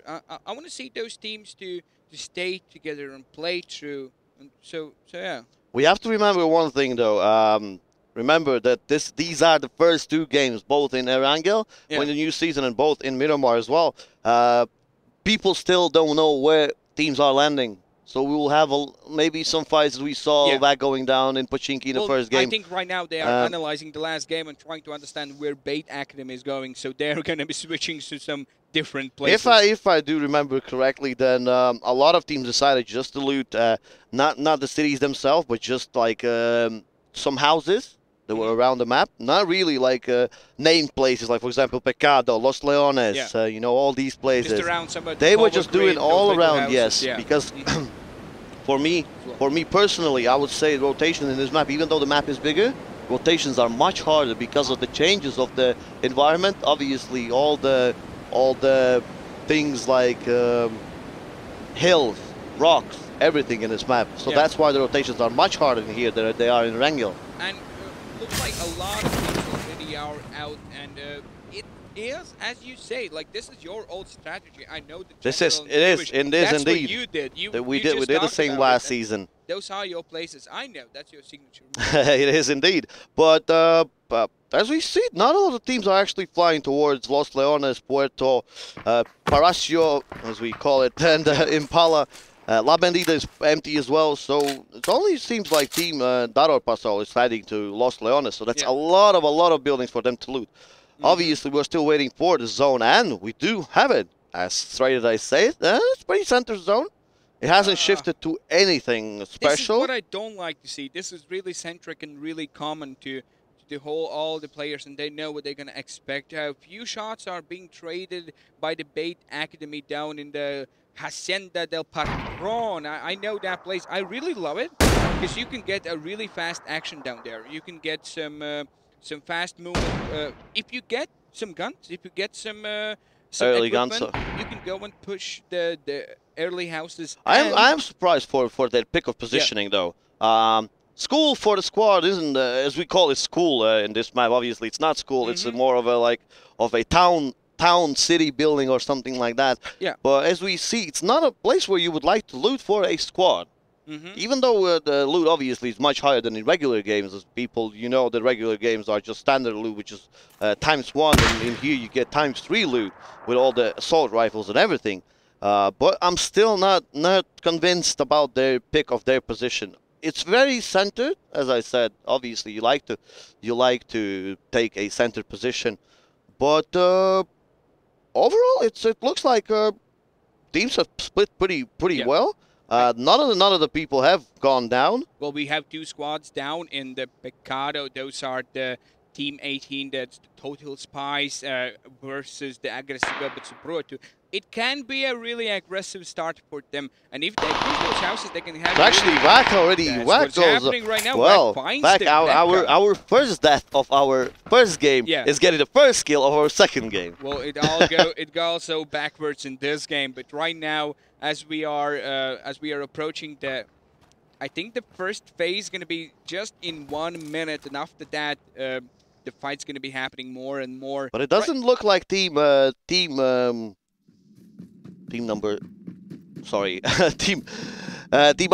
Bitsubrutu. It doesn't look like they are falling back. They are still fighting for other members of the team. Yeah, and I think the Pecado is the place where you can find a lot of fights happening, a lot of things. You know, when the zone shifts, there's a lot of cars and vehicles going through the Pecado, and that's where you can try to snipe someone down. But it looks like they are doing the different way and approach, as we have the team Division. No, that's not the Division, that's the P9, sorry. The few members are still in my mind as Team Division, so yeah. Definitely. And yeah. So right now the energy is being with the... Actually, Deathborn took another guys from Team Total Spies down as well. And he finishes, the Senk actually finishes him off with a great nade up onto this building here. So that's it's actually another member of Team Spies is going down. Yeah. So at this point, they should be rotating out of Pecado, and I'm pretty sure they are not gonna look to get inside Pecado for the next game as well. And actually, Alchemist gets 2 kills. While we are Kipsala General both dead, yes. And the Ruby steals one of them. That's a slaughter down there. Suffolk finds another. The 4 shots. And he gets him as well. A really good headshot. So P9 so is that means only Armand stays alive with his car. The whole rest of Team P9 This is the moment for him to survive and try to get more points. This is the moment where Armand should open up. Like he has to open up. I don't want to say that, but what a devastating start for them. Team Total Spies, unfortunately in Pecado, as I said, they do go down. Vac and his team were on a mission. As I said, the first game, they didn't have the best start, obviously, in this game. Only 4 kills for their team. And, well, they went for a really aggressive start. They tried to cover the Pecado, but that's the 50-50 you take. If there's another team, you never know how it's going to turn out and who's going to be winning and who's going to be losing that fight. But right now, it is what it is. For the game, we have the phase 1 still running. The zone is approaching. We have 3 minutes and 11 seconds until it approaches, and we're going to have another one as well. We have Suffolk running. He finds some of the members from the Team 17. That is Artops. We know that team. They were spotted early in the game, and that's what's going to happen as well. Alchemist picks one. Alchemist actually goes down from Feezy as well. As soon as nice headshot there by Car 98. The member of their team, Skelly, He was asking for it, you know? He was, and but actually Alchemist get marks all the way down, so that's already a lost score there, team. There's no way of them to pick it up. I think Alchemist is getting picked up at this moment. He's gonna be in a second because they do have a small slow ground that obviously the enemy team can't see them. So that's Alchemist back up on his feet.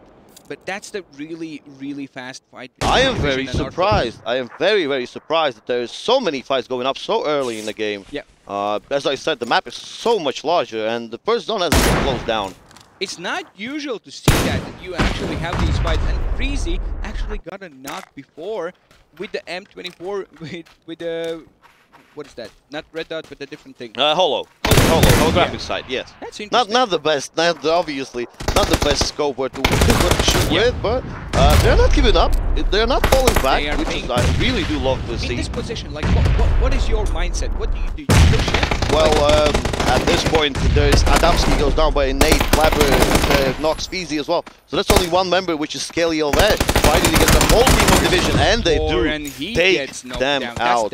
They do take them out. This is the second team, yes. Team Spies were the first one. The Team Spies Our out. Pecado team that didn't survive the push off Vac and his teammates. So for those who joined us just now, we have the Total Spies out, Team 18. It actually looks like Team 12, which is the EP, fights Team 11, who praise the Lord, and Hanky looks pretty aggressive. Hanky looks very aggressive. Let's see what happens here. Looks like he's going to be pushing in with the nades as well. He's the only one who's really close. We have seen that Deciprimus can take the fights with the and Praise the Lord is one of those rookies that we have seen before as well, but they have a new setup. Actually, Hanky lands a great nade there. That's the nade where we saw him pushing through. And it's not only them. Hanky actually gets the knock, but the team ANG, who's team number 9, Nordic Goblins, they actually finished the kill up that Hanky actually got a knock on. Well, so Hanky's getting shots from them as well, who are sitting down up in this hill here in this compound. As you say finish, I would say steal. Steal, yeah. Steal, definitely. Definitely steal. But those are the things you do for points, right? Important points. Every point counts. Every point counts. We are really close approaching for the next zone switch. We have 22 seconds for that. Looks like the map is really centric. All the teams are really centric in the map. Have found their compounds, have found their ways to fight out the late game. Well, let's see where zone switch is. We do see a lot of teams. We actually see 4 teams all together in a really small area. Actually, this zone does still center. It doesn't go anywhere a long way away. Have you seen that? We do see leading the team division up for the fight with the team Garlic It actually Cola. should be a really, really hardcore fight down here where team division, team Garlic Cola, team Praise the Lord, and we do have AC Pyramid eSports as well. So that's gonna be a massacre here. They do get some shots from AC Pyramid. LQ shoots the door. Good door, and trying to get that. And they actually get a lot of shots from Crazy there, and goes down. Well, he actually gets a knock by his nade that he threw on Mr. Is. Really well played by him. As right I now, said, Garlicola is in really big pickle down there as they are approached by 2 teams on different sides. One is off the hill. As we see it, obviously, at this point, you do not want to be in the place of Garlic Cola. You are stuck in between 2 teams. It's a very, very good position from... Right now, as we can see, the team division is leading with the kills. They have 6 kills. And then we have... In the second position, we have Team 6 that is aggressive weapons. That's the team that kills, and the rest is unknown. They have one or none kills. One or none kills. And we still do... Really odd for them, as we have the fight happening as well. The border gets down by the Shyness. Shyness is from the Team 14. That's the Cable Knights shooting down. I do love how Team 11, praise the Lord, are playing. I really enjoy seeing this, that they are fighting. What I do love to see is Hanky's watching their back. And that's one of the things that I said in the first game that people has to do. Teams have to do that. Hanky's doing everything correctly. He's watching their back. All the rest of the team is fighting the team Garlic Cola down there in a compound. But we see Team Division. They actually decided not to do this. And they decided to rotate away. The phase 2 is approaching. That's the same circle almost, only smaller. No surprises there. No zone shifts that would surprise. And we do see all the teams inside the ring, the next zone already as well. As we still have that fight happening, it looks like on a side of the map in San Martin, there's still Beta Academy just waiting. It's actually the San Martin was looted by another team. Actually, Vac gets a knock onto Really 69 well played by Swish. him. Onto Swish. Again, that's the same guy in the last game who were just walking around alone. Again, he gets picked out, he gets knocked and dropped from the game. Indeed, and well, his teammate, who is Speedo, just rotates away. Well, it looks like that's going to be just a drive-by. No, he's going to be picked out from the cars. He's still shooting left and right. Yeah, Hanky, I do love where Hanky is placed as well. The high ground in this map is really important. Yeah. Obviously, to be in a building, that's very important as well. But from a rotation point of view, this is a nice place where to be. This is a nice place where to be. Let's look at the zone a bit. As we just discussed, let's watch on a map what we have before we check the zone. Let's see who our good friend from the skies is dropping down. N249. That's not a bad gun to spray some people down. And let's see our third zone in this game. It's approaching just now. That's very centered. No very centered there. No hard shifts. So obviously people who are being centered are having a really good time here. One of the best positions then here I would say is Division, Beta Academy, our team. Yeah, looks like the fight between the Godly Cola and the team Praise the Lord, and as well we had the division have moved out, but we have another challenger approaching. It's actually the team, the tanker who we saw, the last guy surviving last game. He actually went in to check these houses just for a rotation. What he did, he was basically a spy, an agent that he was trying to get some free houses here. He went down there, obviously died from Team Beta Academy, and the rest of his team just stayed up on hill. Yep. So you would say that's a better strategy to do, to lose one to know? Obviously, like definitely. Not to push as a team. Obviously, you don't want to lose anyone. You don't want to lose anyone, but that's the, well, let's say best case scenario you can have. Just lose one, you know it's taken. Don't do anything. Just stay where you are because you are inside the zone. Isn't it modest anymore to just get in a car, drive straight in a house, drop out, and try to slaughter everyone? No one does that anymore. Well, it's a really hard risk you are taking, and you need to be very confident on yourself what you are doing. We see let's see Deathboard is it Deathboard? Deathboard's actually trying to get a and we have our Team P9 actually go down, and Team 14 Armo's gonna actually taken out. Deathboard is not in the best position right now. He's actually going after the drop, but I'm not sure if it was the best thing to do because he had to cross across the whole of the center of the map, and there's like two teams shooting at him right now. I think his bike is gone as well. Yeah. Well, let's see if he survives this. Looks like really. He's actually taking some shots. I wouldn't suggest for him to run away, but yeah, with one nade and he has to because if the whole team pushes him, he's alone, and that's it for him. At this point, he's stuck in here. At this point, he's stuck in here. He's going nowhere. Pretty much, this is the position where he's gonna be. Still, some fights are happening, but they're in really long distance. No one is being dropped or slaughtered somewhere. It's really common to see in this map when someone is just holding those mountains or holding some houses and waiting out for the zone and then deciding what's going to be their approach, what's going to be the way to get in the next zone. Well, obviously we can see a lot of just fights, like landing shots and not really fights. People are a lot of people are spread up in this map, as we can see. Well, to be honest, I'm a bit scared for the team P9. Well, let's see. They are knocked out. That's the second bad game for them. That's a hard zone shift for Team Division, and that's actually the hard shift in a good way for them because they have all the power grid. At this point, let's see how well they will hold it. Yeah. What I wanted to say is that in the Latvian scene, as we know, a lot of teams after they lose 2 or 3 games, they disband, and I don't want to see that happening. Oh no, it's not going to happen with this team. And we have history. Ooh, he gets shot back. He got shot back as well. Yeah. Those are the same guys, fighting in the same place. Those are the godly callers still being shot by the Praise the Lord. Nothing have changed. They're still in that standstill, but right now the Godly Caller has the zone for them. He actually caught such a big nade. He's healing himself. He doesn't even shoot at the Hanky.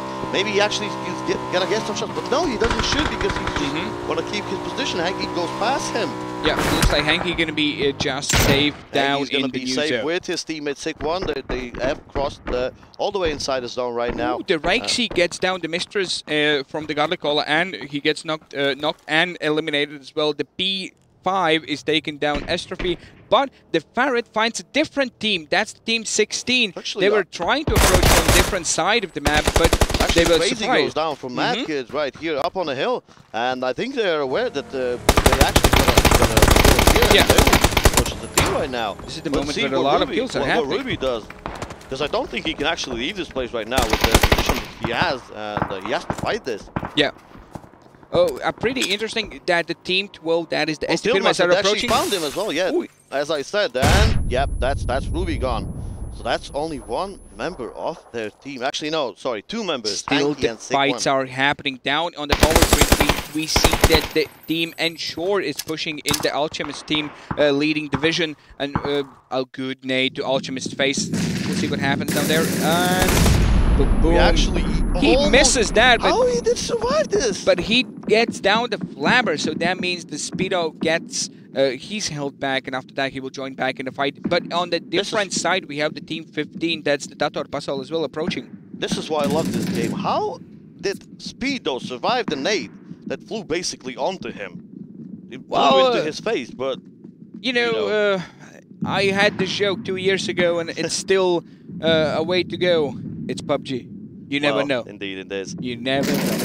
Sometimes it crashes, sometimes you kill, sometimes you miss, sometimes you cry. Actually, while we were talking right here, AG Kova gets a knock onto a kill onto the Paharet, sorry. Yeah. And there's only one member of their team, Team 13, which is You're Alive, which is Rakes. And, well, good luck for him to survive this, because he has another team next to him. Yeah. So actually, Funds is still down, but none of his teammates are next to him. Really interesting approach from the team SC Pyramids. They're approaching through the mountains and trying to get in the back of the team Nordic Goblins. And looks like they're going to find a few picks down there, and after that they're going to have a fight as well. But the Kova is replying with some shots. He gets down Smurti as well. The Kova gets another one. Yes, that's the Mad Kid down as well from the Mafu. So that means only...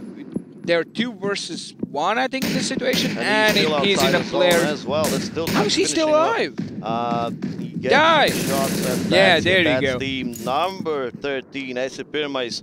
Well played by Kova. Yep. Very nice shots. Very nice shots there. Are really well placed, and they, like, in a situation where they being pushed in their backs, they turn around, they slaughter them down, and move back in the zone and still are surviving. Goda gets a really good shot. Yeah, Goda gets a nice shot on the Cloudtail, gets half his HP off.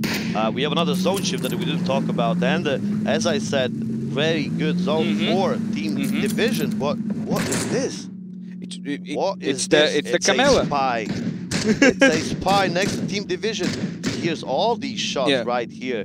If he 3 stays members there, of Division. He has to stay in this corner. That's like good luck for him. But well, if he stays there, he can actually win this game as well, because that's in the next zone. But really unfortunate ways for the Bait Academy. If we look at the minimap, as we can see, they have to move. They have to rotate in, and they do take some shots from.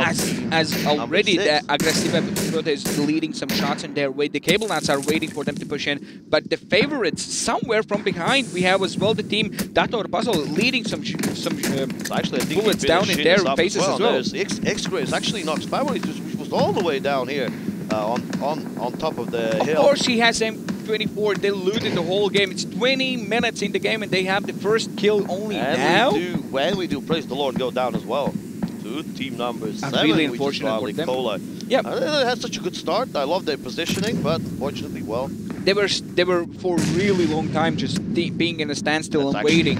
That's actually Cloudtail gets a.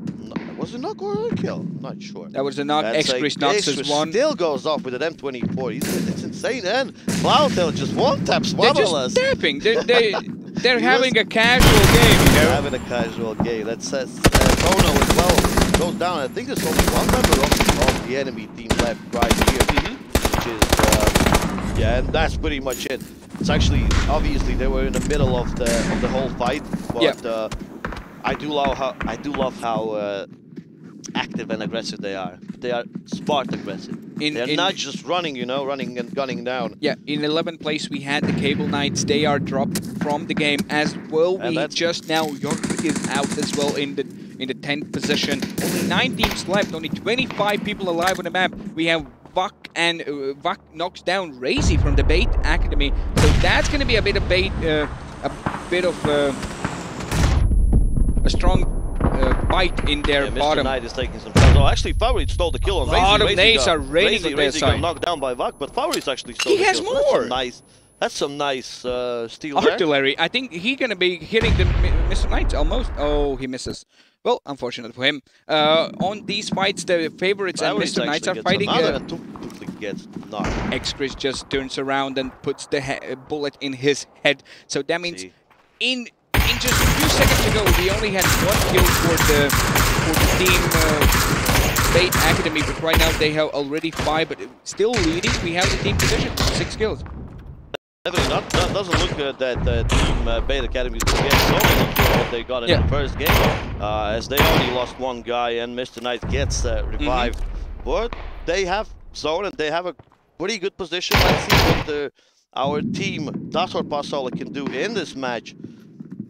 But it's pretty interesting to see that we still have that spy being with the team division, the 5th player, and as well we have some other teams approaching with the Garlic Collar just came in the zone as they will start slowly fighting. Mafu gets a really long shot with the M24. Gets a nice shot as well, onto. But I think LQ is going to be picked up down there. Well, let's see what our spy Kalimela does in this whole fight, because maybe he's aware actually the team division is there because he hears shots and he obviously can understand if he sees somebody kill the Vac is fighting with Team Bait Academy as well. Actually, as soon as I say that, Vac goes down. A really good headshot from Alchemist. Glautel is still shooting people down on the side of the different on the side of the other side of the map. Sorry. And then we see the team number 9, who are Nordic Goblins, going down as they're really far away from the ring.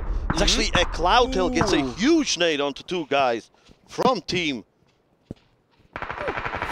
And Lushvitus as well gets 1 down, so that means the team number 6 is out. Those are the Aggressive Pro as Glautel gets 2 knocks down. Well, Team Dato just helped Team Bait Academy. It looks like the Glautel doesn't need the aim. Like, he has the aim, but he doesn't need that. He can just slaughter them with the nades left and right. Well, let's see some headshots from X-Chris. He doesn't have any kills now in this game yet.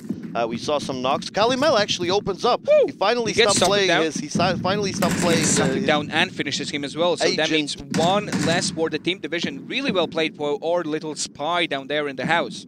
But now they know obviously where he is, and let's see what happens now. Alchemist doesn't hit any shots. Kalimel obviously fights him as well. Yep, that's the problem. He's trying to shoot through the fence. Gets some shots in his back. He has to heal now, and Kalimel, this should be the time to run out. Yeah, if he survives, like he shouldn't be moving out. Like, he's in the zone. All right, he's barely in the zone, barely, and you know, and as we talk, X-Chris gets another knock. Well, looks like Alsham is going to be trying to do the same thing, lay in the grass, be the spy as he is right now. Kalimela will have to try and find him. On the other side of the map, we still have Beta Academy doing what they do the best. They're slaughtering everyone left and right. I think as soon as they got that knock, they are very confident on themselves. Mr. Knight gets a knock onto Aurekas, and then Tuflix just trades him. But actually, Cash Money Dollar finishes Mr. Knight's off. That's really nice. And then Cloudtail finishes off Aurekas as well. 1 left for Still have Tuflix, and Latvia actually Tuflix gets a knock off the Cloudtail, but Cash Money Dollar with another steal. Yep. That's 2 steals. That's 2 steals from this team. And X-Chris finishes one as well, so that's the 10th kill for the Bait Academy right now, as he's alone trying to lead this fight. There's a lot of things what can happen right now. He just need to take a breather, wait a bit, and then let's go. Let's get some more kills. Unfortunate for Bait Academy, we still have 6 teams alive, and this the only player left is X-Chris. The good thing for him is that he's obviously inside the zone, but I think Cash Money Dollar and his team, which is team number 8, which is big 05. gets approached by the team Garlicola. He knocks down Erikes, and he knows that there has to be There's something else another to guy, cost he him out. found him as well. So that's team number 7. Garlicola goes down in place number 6. That's Vicious. the 11th kill for the team division. This was the 11th kill. Really well played by them. Well, we do have team number 10, which is Ensure. Guys are still in a very good spot, I would say. They do have all the sides they do need to kill. I remember calling them out before this game. I want to see more from them. They only has 1 kill, but really good position down in the power grid. But that can change in 20 seconds. We're going to have to face number 8, a new map for them to play like a playground for them. Well, Exodus is just not giving them a break. He, even though he's still the last one alive, he still tries to get some shots onto the enemy team. He just wants these kills. He's not afraid. Yeah, no one cares to push him for this matter. It looks like Cash Money Dollar could be there just in a few seconds, but he gets his own. If he holds it. And actually, look what happened with the zone. Zone actually helps Extras at this point. Yeah, and in this moment, what we have alive is 5 teams. Those are, I know that there is Team Division, team number 8, that is Figaro 5 we as have well. Team Ensure. Actually, Team while we Ensure. talk, Extras actually goes down. So this aggressive play by him didn't go as well as we would have planned. Yeah. Cash Money Dollar actually gets, like, he got 2 steals, 2 stolen kills, and now he gets Extras as well. Well played by him. Right now, as I was saying, Figaro 5, Team 15, that's the Dator Puzzle still fighting and standing. LQ gets knocked, Division finished. LQ goes down, and Latvia needs actually find some shots on Optimus as well, but he gets shot in the back by Ziggy. A really fast fights happening. Figaro 5. As we only have 8 members Latvia alive. knocks, takes out Team Division.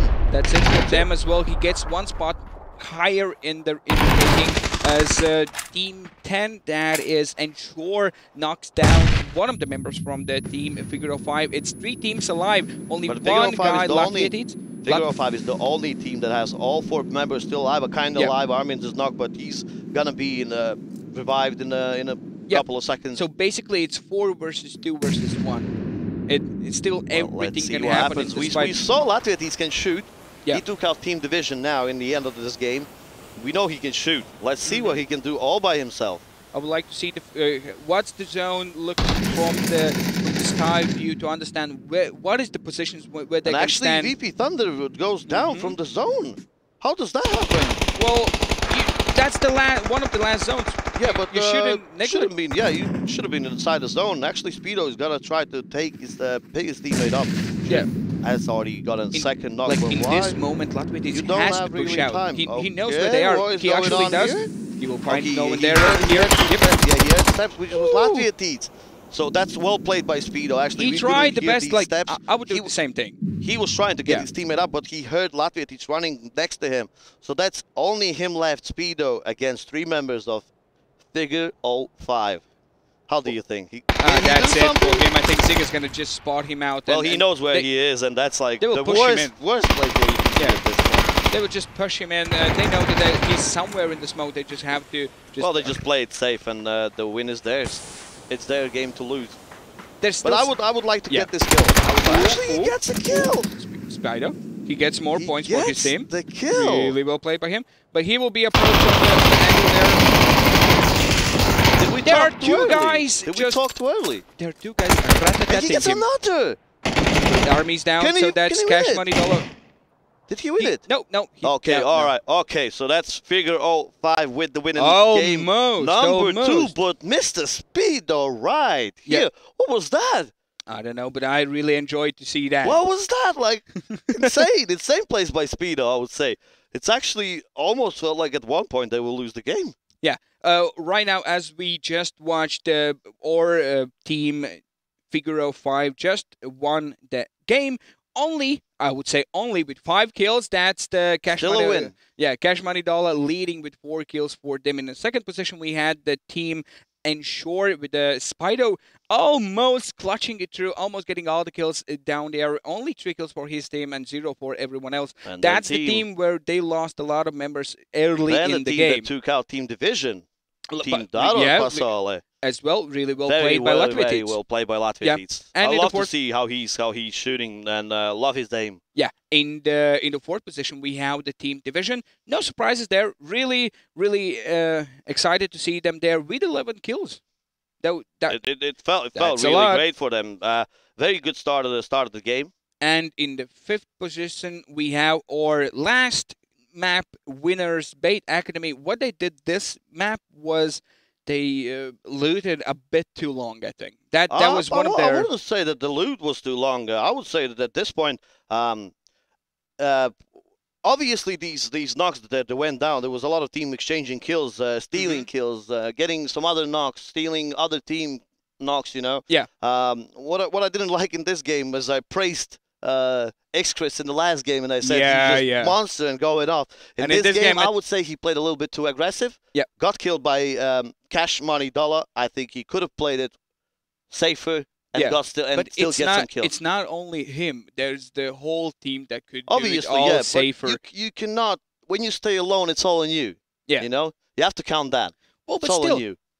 Maybe his team shouldn't die, and then he won't be alone and trying to clutch. You can't predict that because the way down and in place number 14 we had Team P9, one of my favorites. I know, like I think before the tournament we talked to each other and we said who's going to be in the finals, and we both said P9, obviously. But right now, you still believe in some Estonian guys, some Lithuanian guys? Well, yeah, obviously, I won't be ashamed of that, but I like how Clotail plays. I have played with him. I know how he does the mindset of the game and stuff like that. I really enjoy what he does, and right now he's just showing us as well that it takes not only the mindset, but a little bit of aim as well to win in these games.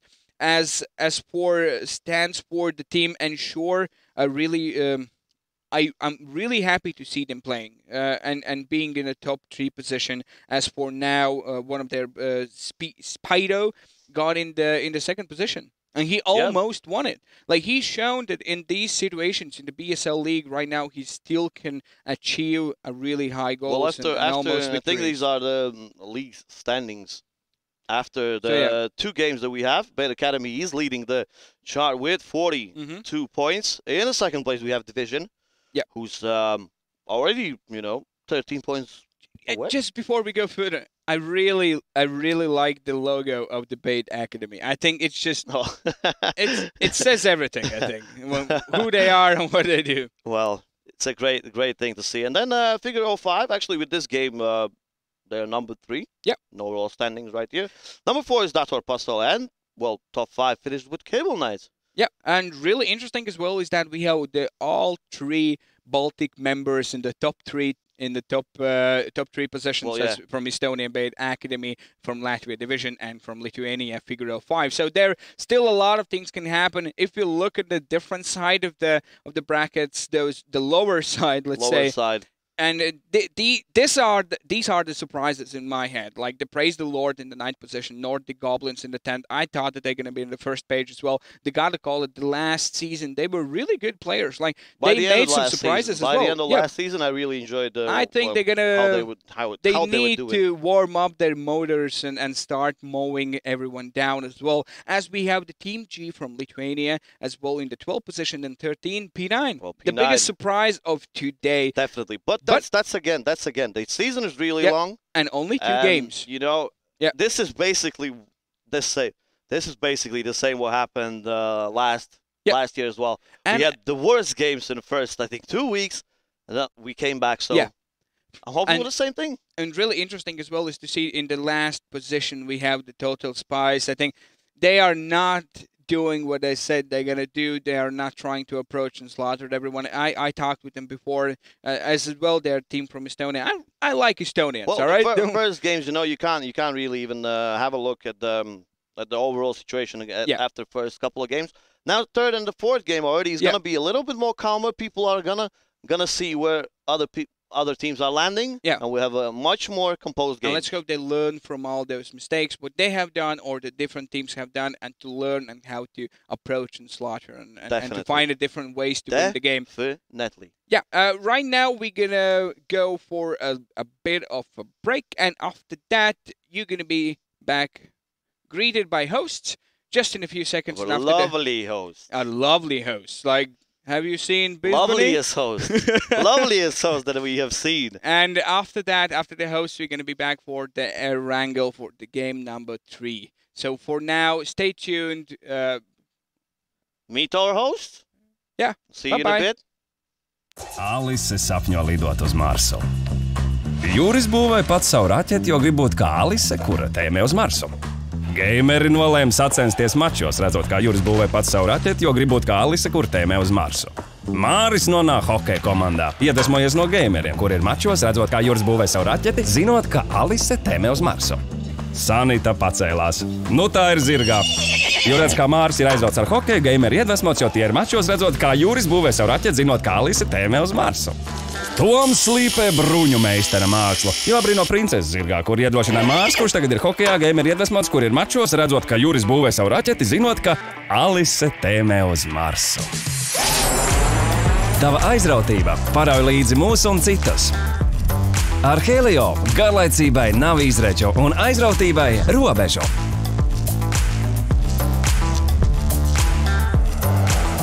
Helio, kas aizrauj tevi?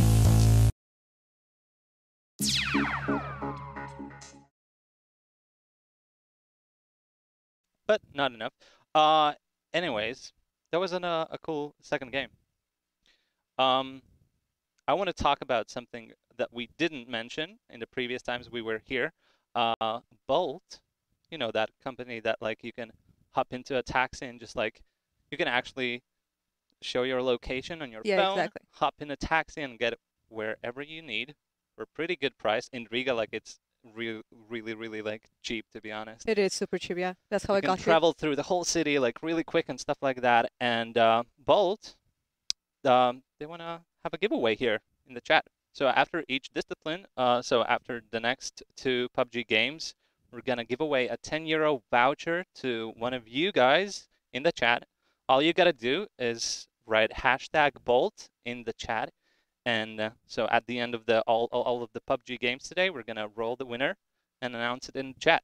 €10. And you can use those €10 to travel to HyperTown. Right? Yes, exactly. So basically, just in case, as a summary, you want free stuff, write down /Bolt in the chat and you'll get it. Exactly. #Bolt in the chat. All right. So previously you said you haven't played Battle Royale games. Yeah. Is that true?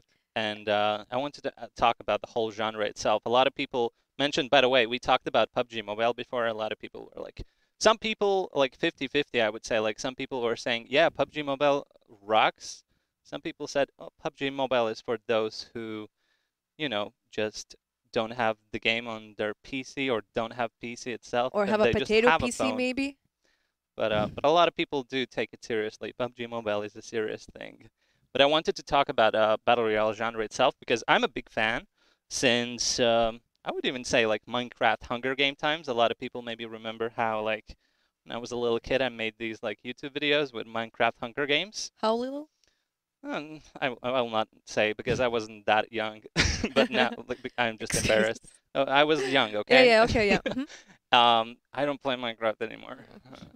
But yeah, Minecraft Hunger Games was there. Actually, Battle Royale, as far as I know, started in Arma 2 with a mod. Then, yeah, Minecraft Hunger Games came out, and H1Z1 came out, which was a top game for me. I really loved that for a long time. And then PUBG out of nowhere. And what happened to H1Z1? Yeah, when it comes to me, like, I didn't know about Battle Royale before H1Z1 because I had like some friends that streamed it. I was like, oh yeah, this looks fun. Yeah, I think H1Z1 was the thing that like started, showed people what it really is. Yeah, exactly. And then there was PUBG. So like H1Z1 was not happy and they're like, oh, we're going to sue you. Like PUBG was like, oh, please. And then there was Fortnite. So PUBG was like, oh, I'm going to sue you. Like, and Fortnite is like, oh. And right now there's Apex. Apex Legends, yeah. It's like I don't have problems with Apex, but like I maybe have Sounds problems. like you do. Okay. So like I stream, and I stream Heroes of the Storm. All So right. whenever someone comes into my chat and says, "Hey Heku, are you going to play Apex?" Oh Heku, like is like next stream Apex stream? If I would get $1 for every time when somebody would say that, I would not be here. Like I would be, I know, on Hawaii or something, because like when that game was released, it was super huge. It still is pretty big. Apex? Apex it is. Yeah, it is one of the biggest ones. A Yeah. lot of tournaments happening for Apex, and one of them is going to happen in TwitchCon next week, where we are going, by the way. Yeah. But yeah, Apex is having a tournament there for streamers, which is pretty exciting. I want to see that happen there. But yeah, Apex, so many Battle Royale games. I wonder what is going to be the next genre. For me, like I really enjoyed Fortnite. It like showed something new, that you have the whole building thing as well, not only shooting and surviving. Your till the end. Minecraft roots. Yeah, maybe. You're like, oh yeah, I like Actually, this. I didn't think about that, but yeah, maybe it's because of that. Like for those who have played Minecraft before, we're like, ooh, this is something Building. similar. Both games combined. It is Fortnite, but Fortnite as well, big thing. Everybody plays it. Let us know in the chat, what is your favorite Battle Royale game? I think it would be PUBG, because like there's a reason why we are here. We are here right now for PUBG, and that's the only Battle Royale that we have in BSL. But like each PUBG player most probably offline doesn't show anyone, but plays something else. So. But what about the teams that are being supported? Because like we checked the chat, and there's like everyone's like P9, true. P9, P9. Yeah. Okay, guys, we get you really like P9. Like we like them too. But is there a team that you support, like as like maybe like the second favorite? Yeah, we want to know, what teams are you rooting for? Maybe. Okay, let's not accept P9. Feel free to spam P9, but we want to know, because we just saw the whole chat explode with P9 when the previous game started. We want to know who's rooting for the other teams. Yeah. Also, there were some questions about the monopoly behind Monopoly. us. That's true. Yeah, exactly. So A lot for of those people who wanted. like don't see it, it's like a World of Warcraft Monopoly. I think it's like, as someone who played World of Warcraft for a very long time, since Wrath of the Lich King, I kind of feel like I want to steal it at some point. Same. The first time I went into here and I saw that Monopoly game, I was like, oh my god, I want to check it out. Like World of Warcraft themed Monopoly, I'm interested. What is inside it? A lot of people said, oh, stream it, but you know what? Maybe next week or after 2 weeks we might do. Oh. Let's forget about PUBG tournament. Let's do Monopoly tournament. Or that can be our fourth game. Like, Is Monopoly in eSport? Like, is that a thing? Do people compete are there tournaments in Monopoly? I Let us have know. no idea. Actually, have no clue. Maybe till the next time we come back here, we're gonna figure it out. So, all right. A little reminder once again. Bolt, the company, want to get from point A to point B, is making a giveaway here in the chat. All you gotta do is type #Bolt in the chat, and at the end of each discipline, so after PUBG, all of the PUBG games, after all Rocket League games, and after all CSGO games, we're gonna roll a winner who's gonna get a €10 voucher, which you can use to get to HyperTown in 1st and 2nd of June. Exactly, on the 1st and 2nd of June. But for now, we're going to our third game of PUBG. Be right back. A powerful innovation has arrived, with the speed to go beyond limitation and discover the unreal. Introducing the Samsung NVMe SSD 970 series, the key to unlocking your power. With the performance to reach beyond the expected, the capacity to illuminate a world of ideas, and the reliability to sustain it all. Samsung's latest NVMe M.2 SSD. Unreal performance realized.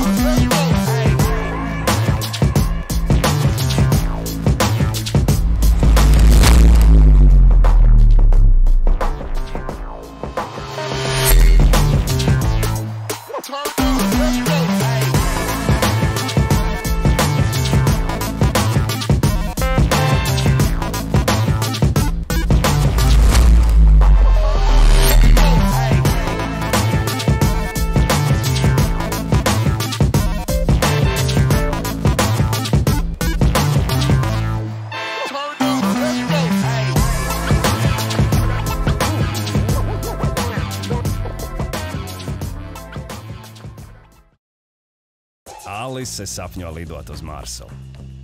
Juris būvēja pats savu raķeti, jo grib būt kā Alise, kura tēmē uz Marsu. Gameri nolēma sacensties mačos, redzot, kā Juris būvēja pats savu raķeti, jo grib būt kā Alise, kura tēmē uz Marsu. Māris nonāk hokeja komandā, iedvesmojies no gameriem, kur ir mačos, redzot, kā Juris būvēja savu raķeti, zinot, ka Alise tēmē uz Marsu. Sanita pacēlās. Nu tā ir zirgā.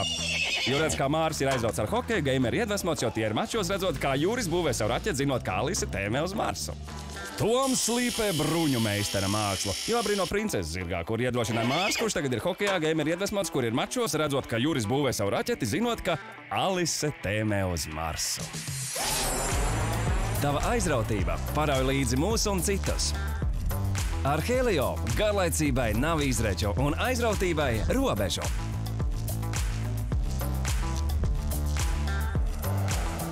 Helio, kas aizrauj tevi?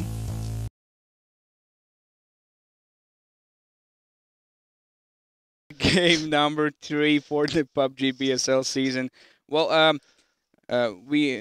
he told me a joke, but I can't say that loud. That's all what I can say. So it's all there. It's all there. So game number 3, another Erangel. Well, so now, I hope we're gonna see the Debate Academy again slaughtering and making a lot of kills happen down there. What I'm expecting is a lot of more composed game right now. Mm-hmm. I don't at this point I don't think that there will be teams fighting each other. Yeah. I think at this point teams will be picking spots where I'm expecting to see people in military base, for example. Yeah. I see people see a whole squad maybe in Novo. So that's pretty much, well, it has to be like that. A question of the Miramar. What is about the region around the electricity base? What it's called? Electricity base, power grid. Yeah, power grid. Yeah. Right. What do you think about that place? I have seen that a lot of people are going there for the final battles and. I actually don't remember myself being there in the final battle. Well, not you. Yeah, well, myself. These guys. Now, obviously, these guys were fighting there. But that place is not really the place that... It's kind of a high ground. Mm-hmm. It's kind of a high ground position there. Obviously, well, you don't really want to be in that kind of position the whole map. Obviously, that will happen. Well, Division was there for pretty much the whole map. Yeah, they didn't move out from there. They looted... Together with the P9, they looted down where the Picado side is, and after that, they just went to the power grid. P9 got slaughtered on the way there, but I was surprised about the start of this game. Yeah, that so many fights were going on in the first couple of minutes of the game. It's so unusual for this map. Like usually, this map and like the first 10 minutes of it is just looting. After that, 10 minutes looting, and maybe someone gets shot out from the car. A lot of rotations, obviously, but the map is, as I said, it's so much cover. A lot of surprises as well. I think right now, if you look at the whole teams that we have in the front, big surprises for me are the Division. They're showing a really good play. They do have a different lineup from obviously their last season that they had, and I actually do love this lineup way more than I love the lineup that I had last season. This feels more like they actually play like a team in this scenario right here. Yeah, and as well we have the Nordic Goblins. I saw a few of the kills there as well, but I was a bit let down by them when they went for the fights. They actually got one kill out of it, and after that, that was it for them, and no more came for them there. As well, the Praise the Lord, I saw them fighting as well. Really well played by Crazy and Sickone. Crazy and I think Sickone was there, but they are being dropped really early. I saw a kill there in really early game, but after that, there was nothing from them. So unfortunate. Well, from the other guys, if we have a look from, for example, Lithuanian and Estonian guys, or you already said Beta Academy, who else? Like, who are Mr. Knights? Do we know him? Like, have you seen him before? He was playing last season. But for the different team, I for think. a different team, yeah. Yeah. I can't remember what the team was, but he was playing, so he has some experience, obviously, as well. And Razy? Razy, I'm not so sure. I do think he's played a lot of PUBG as well. Not known myself to him, but I think, well, their lineup is really, really good. And who I'm expecting really good results is Aggressive but supportive. I'm expecting for them to be in top 3. They are like a wild card, you know. I have seen matchups where they die first or they die last, and that's so interesting to see from them. They can play two lifestyles, as they say. They can do what the name says. They can be the aggressive, and as well they can be the guys who just run through, battle everyone, and just win the game. As well, really, really interesting is HyperTown eSports, as I see them for the first time ever, and I hope they show more and more. Like in the first game, they had like the 5 kills or something, and in the second game, somewhere around 4 or 3. So yeah, really well played by them, and an interesting game style.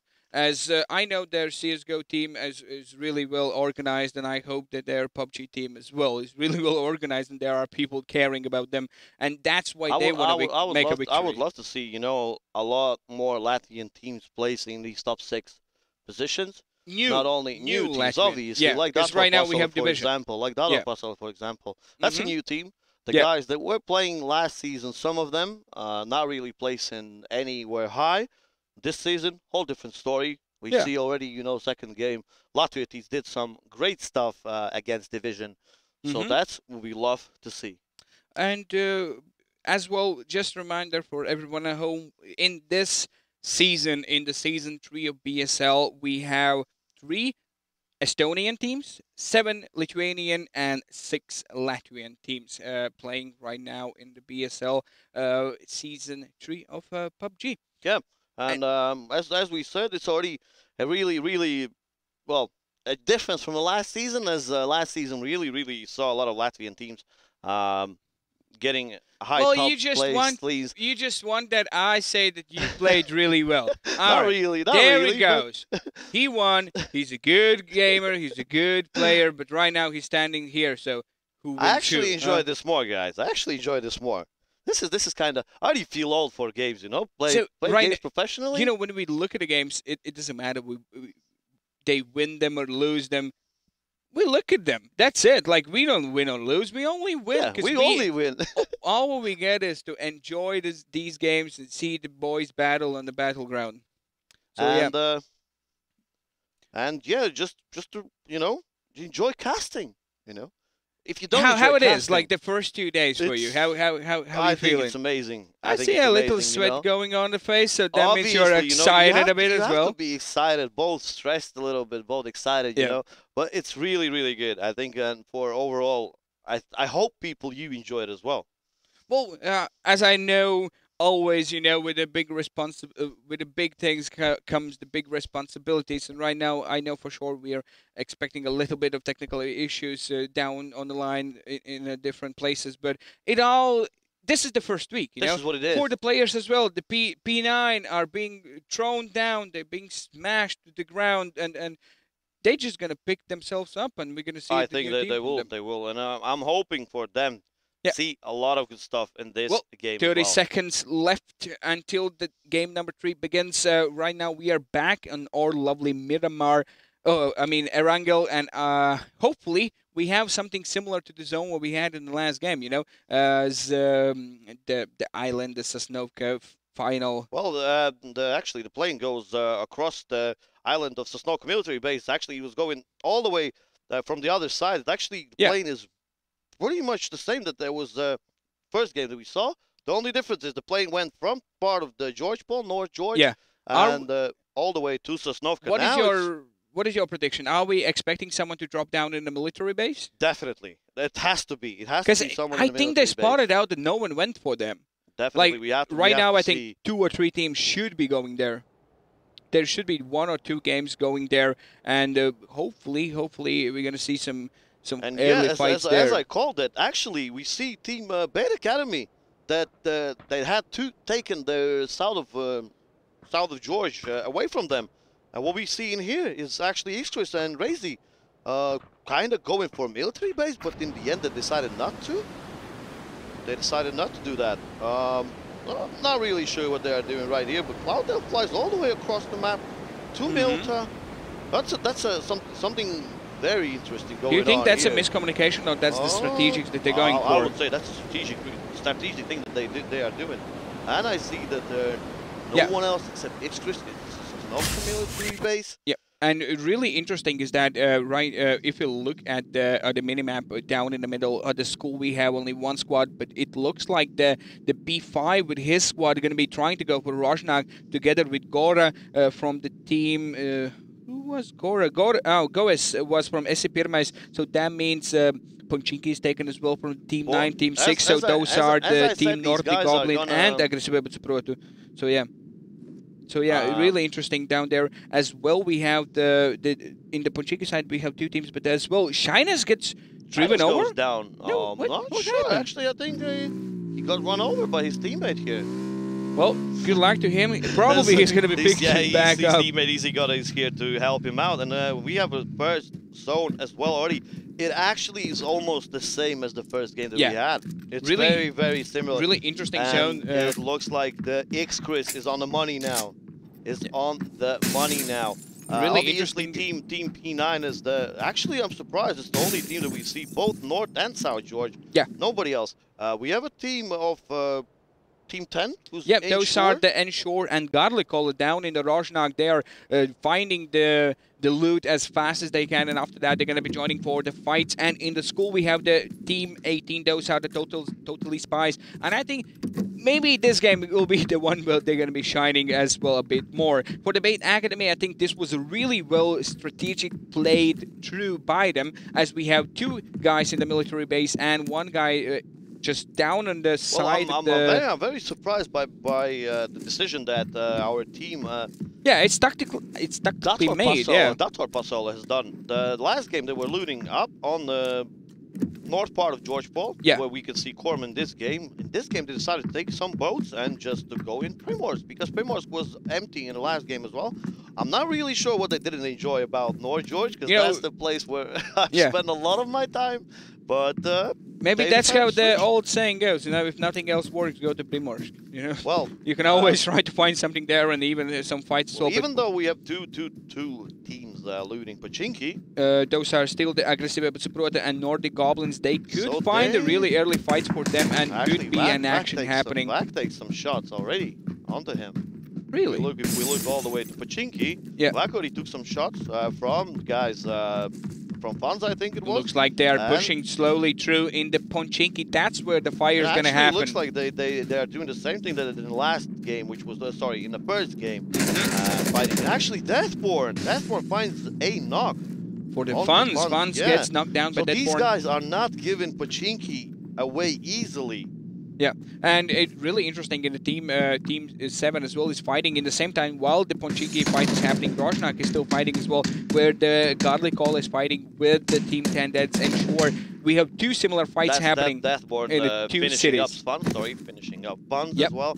And I'm very surprised about how many still open spots are in this game. 70 is not taken. So only 10 seconds left until the phase 1 commences, and after that, that's where the zone's going to be start to move, and that's going to bring a little bit closer all the teams. Slowly, they're going to be starting to fight. But Mafu gets 2 knocks down, and he's going to finish at the up Ponchinki. Well. Yeah, that's Pachinki, and that's, I think, if I'm not wrong, there's only 1 guy left from him. Yeah, really well played by them. Gora actually, while we are watching Pachinki fights going on, Gora gets mysteries and finishes him up as well.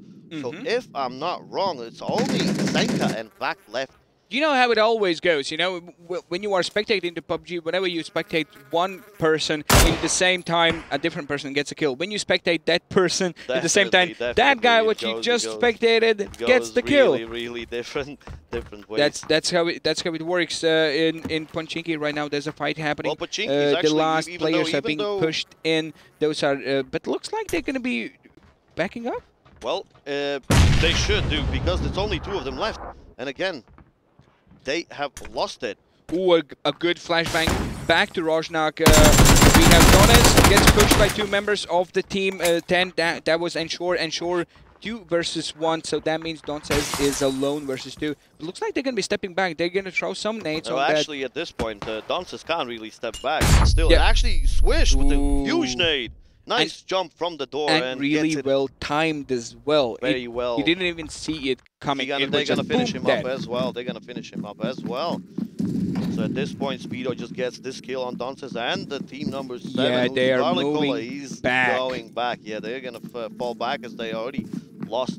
One of the pretty members. interesting. Looks like the team on the other side of the map, we have Team G trying to spot out the Razy. Does they know that he's there? Maybe they heard something spotting him out, but Razy is just having a good time walking around somewhere in the middle of nowhere. Well, I'm not sure if this is the place where you want to be at the minute, but he gets some shots.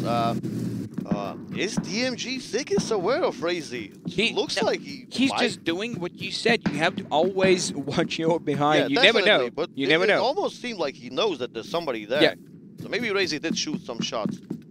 Yeah, really interesting is that we have the team 11 and 17 fighting, and 11. the Hanky gets a nade down, almost gets 2 with the 1 as the Marquez. Healing himself, and they're actually rotating in to actually get these kills. They're not going to let them away. They're not the best spot for the movie. Another one down as well. So that's another nade going through there. Nades coming in. Yeah, looks like another nade as well. Actually a lot, and I think that's the whole. Actually, no, yeah, but there should be someone. There should be just one guy left, and as we see, that's three members are gone, and the only player from team number 17 is really interesting. Easy. It looks like the that was a really fast point, but then maybe one of the members said, "Oh, there it is, Easy just driving around." Yep, Easy drives around, while the other guys will just loot around. Yeah. Very well played by team. A really unfortunate start for them as well.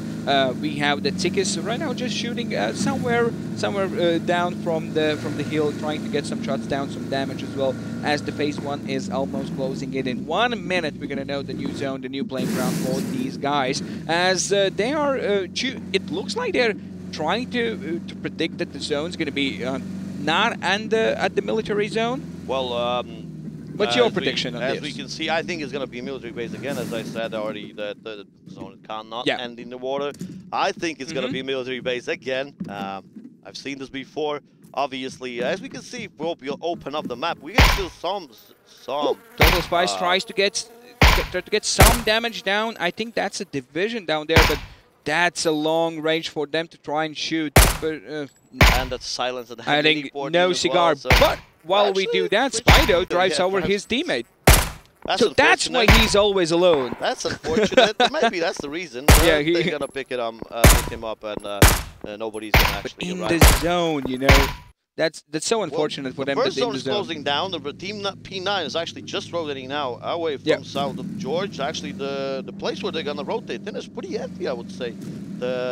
No one expects. Left side of the bridge, nobody's there. Like, when you play the public games, you always think that someone's going to be on the bridge. Somebody's on the bridge. But when you play this kind of scenario where you know that everyone else... Oh, and my prediction has been wrong. All the way. And we have a huge zone shift. Almost every single team has to move back to where they came from. I would say all the top teams thought the same that I did. Yeah. Even as you can see, Team Bait Academy thought the same that I did.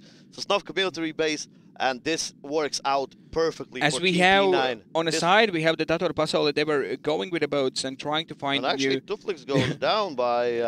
That's the old joke with the hill, you know. Have you? Of course. It's still, It's PUBG. That's why we love it. That's what it happens. What I love to see right now is actually this very late rotation from P9 works out great for them, as they are just actually Kivish is still leaving the zone. We're Actually, almost okay, yeah, 10 minutes in the game, and P9 is still alive, so that's good for them. That's good, yeah. All the teams are still alive. We only have lost, I think, 10. Yeah. We all started with the. Looks with the like four the teams. race gonna get flipped over. Almost, he gets flipped over. He's gonna be driving out. Finishes off. Yeah, that's the team. He drives away. He showed us some Cobra 9 action down in the middle of the field. But right now, who actually got that kill with the nade, but they know there's another teammate. Yep. There's actually Cora finds Erika's. yeah, looks like yeah, it was like just Vicious. Yeah, it looked like Vicious did it, but and we already have team number 17. that's the down. Freezy. That was the That's only Freezy, guy with that the was car, the and only guy left. Victor Cook found him and shut him down I do love that nickname, Victor. with 2 Ks. Very good nickname. Very good nickname choice. We might see some action here from teams Praise the Lord and P9, as Team P9 is on a. Yeah, it's really interesting that this fight, what's going to happen, because the zone's going to be pushing them in, where the armies and China is It shooting looks like to he's each other. shooting through the wall, but he's not. There's still some people going through there. So, getting any hits? Doesn't seem like Almost. 1 or 2 shots went in their bodies. They have the car ready to bail, and that's what's actually going to happen right now. I'm not sure where Armos disappeared. I'm not sure that he actually got killed or not. Maybe his game crashed. He bailed, you know. That's what I thought. That's the first step of this band, you know. Well, General drives into the house with a bike, which is really good strategy there. While we're watching this, Mafu and Co actually gets the kills next to nothing. They're just finding Next somewhere to, in the field. That's the same scenario probably always. That's the ensure. They always leave. That's maybe their strategy. They leave one member alive to try and fight their battles in the last top 3, top 4 scenario. You think it works better for them? Well, that's what worked almost. That was one of their members. NHX landing some shots and actually getting shot in return as well, down to 36 health. Surprising to see the Godly Caller has only 1 member left for his team as we hit the 12th minute. For those who are home, we have 15 teams alive, 15 and 50 members. Actually 49. Well, actually, the hero of our first and second game that we praised a lot, Latvia beats from Team Dador Pasola, goes down. As in the kill ranking, we have only few teams that up there. We have the Team 11, that is the Praise the Lord with 4 kills. They actually were the guys who didn't let actually knock the whole team off. Our and in the second position that was with 3 kills and Shore. So, but it's only 2 people left alive. Yeah. So you know you have these kills, but it's only 2 of you alive. So that's exactly. It's kind of good, but in a way. Yeah, not really. They still have a lot to work for. It's really interesting that Team 11, that's the Praise the Lord, they scope down. Praise the Lord knows that Team 15, which is Dador Pasol, they know where all of them are. And they know they are outside the zone, so they're not going to let them go inside the zone easily. Yeah, so unfortunate for the team, for the Dador Pasol, because they went all the way the map to go to Sosnovka. And you can see Crazy while Hanky is healing down there, we see Crazy gets a knock on Tuflix. So this is the worst place where Dador Pasol team is right now. Mr. He's Knight still getting revived, and he's still getting shot as well. Might die from the zone right here. Actually, if he doesn't get revived in time. Well, let's see. Yeah, and that's what happened. He's out. Right now, what we saw on the different screen was the Bait Academy actually shooting down few members that drew by them. They have 0 kills. 0 kills in the new drop. You have got Rosa and all the level 3 gear and the first aid for someone who needs it. I haven't seen first aid in the drop for a while. What was that? Maybe someone put it. Okay, that's something weird. That's something weird. Maybe someone put it there. You know. Well, while we are watching at a drop, there's a fight going on between Team number 18, which is Total Spies that you mentioned, and they're going against Division. Actually, Division comes out on top already with the problem with the guy with the energy. What he didn't do is he forgot to scope in. Like he was trying to shoot from his arms. Hipfire, yeah, and Sufi gets another. I think she should get a knock. There's a huge rock save by rock saves Sufits. Yeah. Sufits is back or the front from the nade damage, and All the Might members be, are still maybe. alive. They are ready to fight But it. Sophie's landed his nade onto Pulsar? Almost there. A bit too much. A bit too much. While he actually was doing that, he got the finish onto the. Oh, team. we see our guys. The P9 is starting to fight. And while we're taking at that, Total Spies go out in Total Spies go out, but while this 15. fight was happening, we have the P9 getting some kills in this game as well. They got 2 down somewhere in the different area of the game. Where they are? They're actually landing shots down from the top of the hill. They're trying to shoot. Oh, they're there. Okay. Number 08. Figure 05. Ooh, Suffix gets down the middle as well. So I think that's going to be it for him. We watched that. Has to be, yeah. Suffix is actually finding these kills. Found more Zias from SCP. Just in few seconds, I wouldn't say seconds, I would say more minutes. In a few minutes, they changed everything in this game. We have the new map. As we can see in the kill ranking, we have still the team Praise the Lord in the first place with 6 kills. In the second place, we have Team Division with 5 kills. In the third and fourth place, we have the teams as Yor that we haven't seen a lot, and Shmur as well. While we'll talk about that, Kiwish actually gets a knock onto the sick one. There's nobody else near him. Let's see, Kivish decides to finish him up. Oh no, actually Kivish seems like he knows where Hanky is. Let's see this duel here.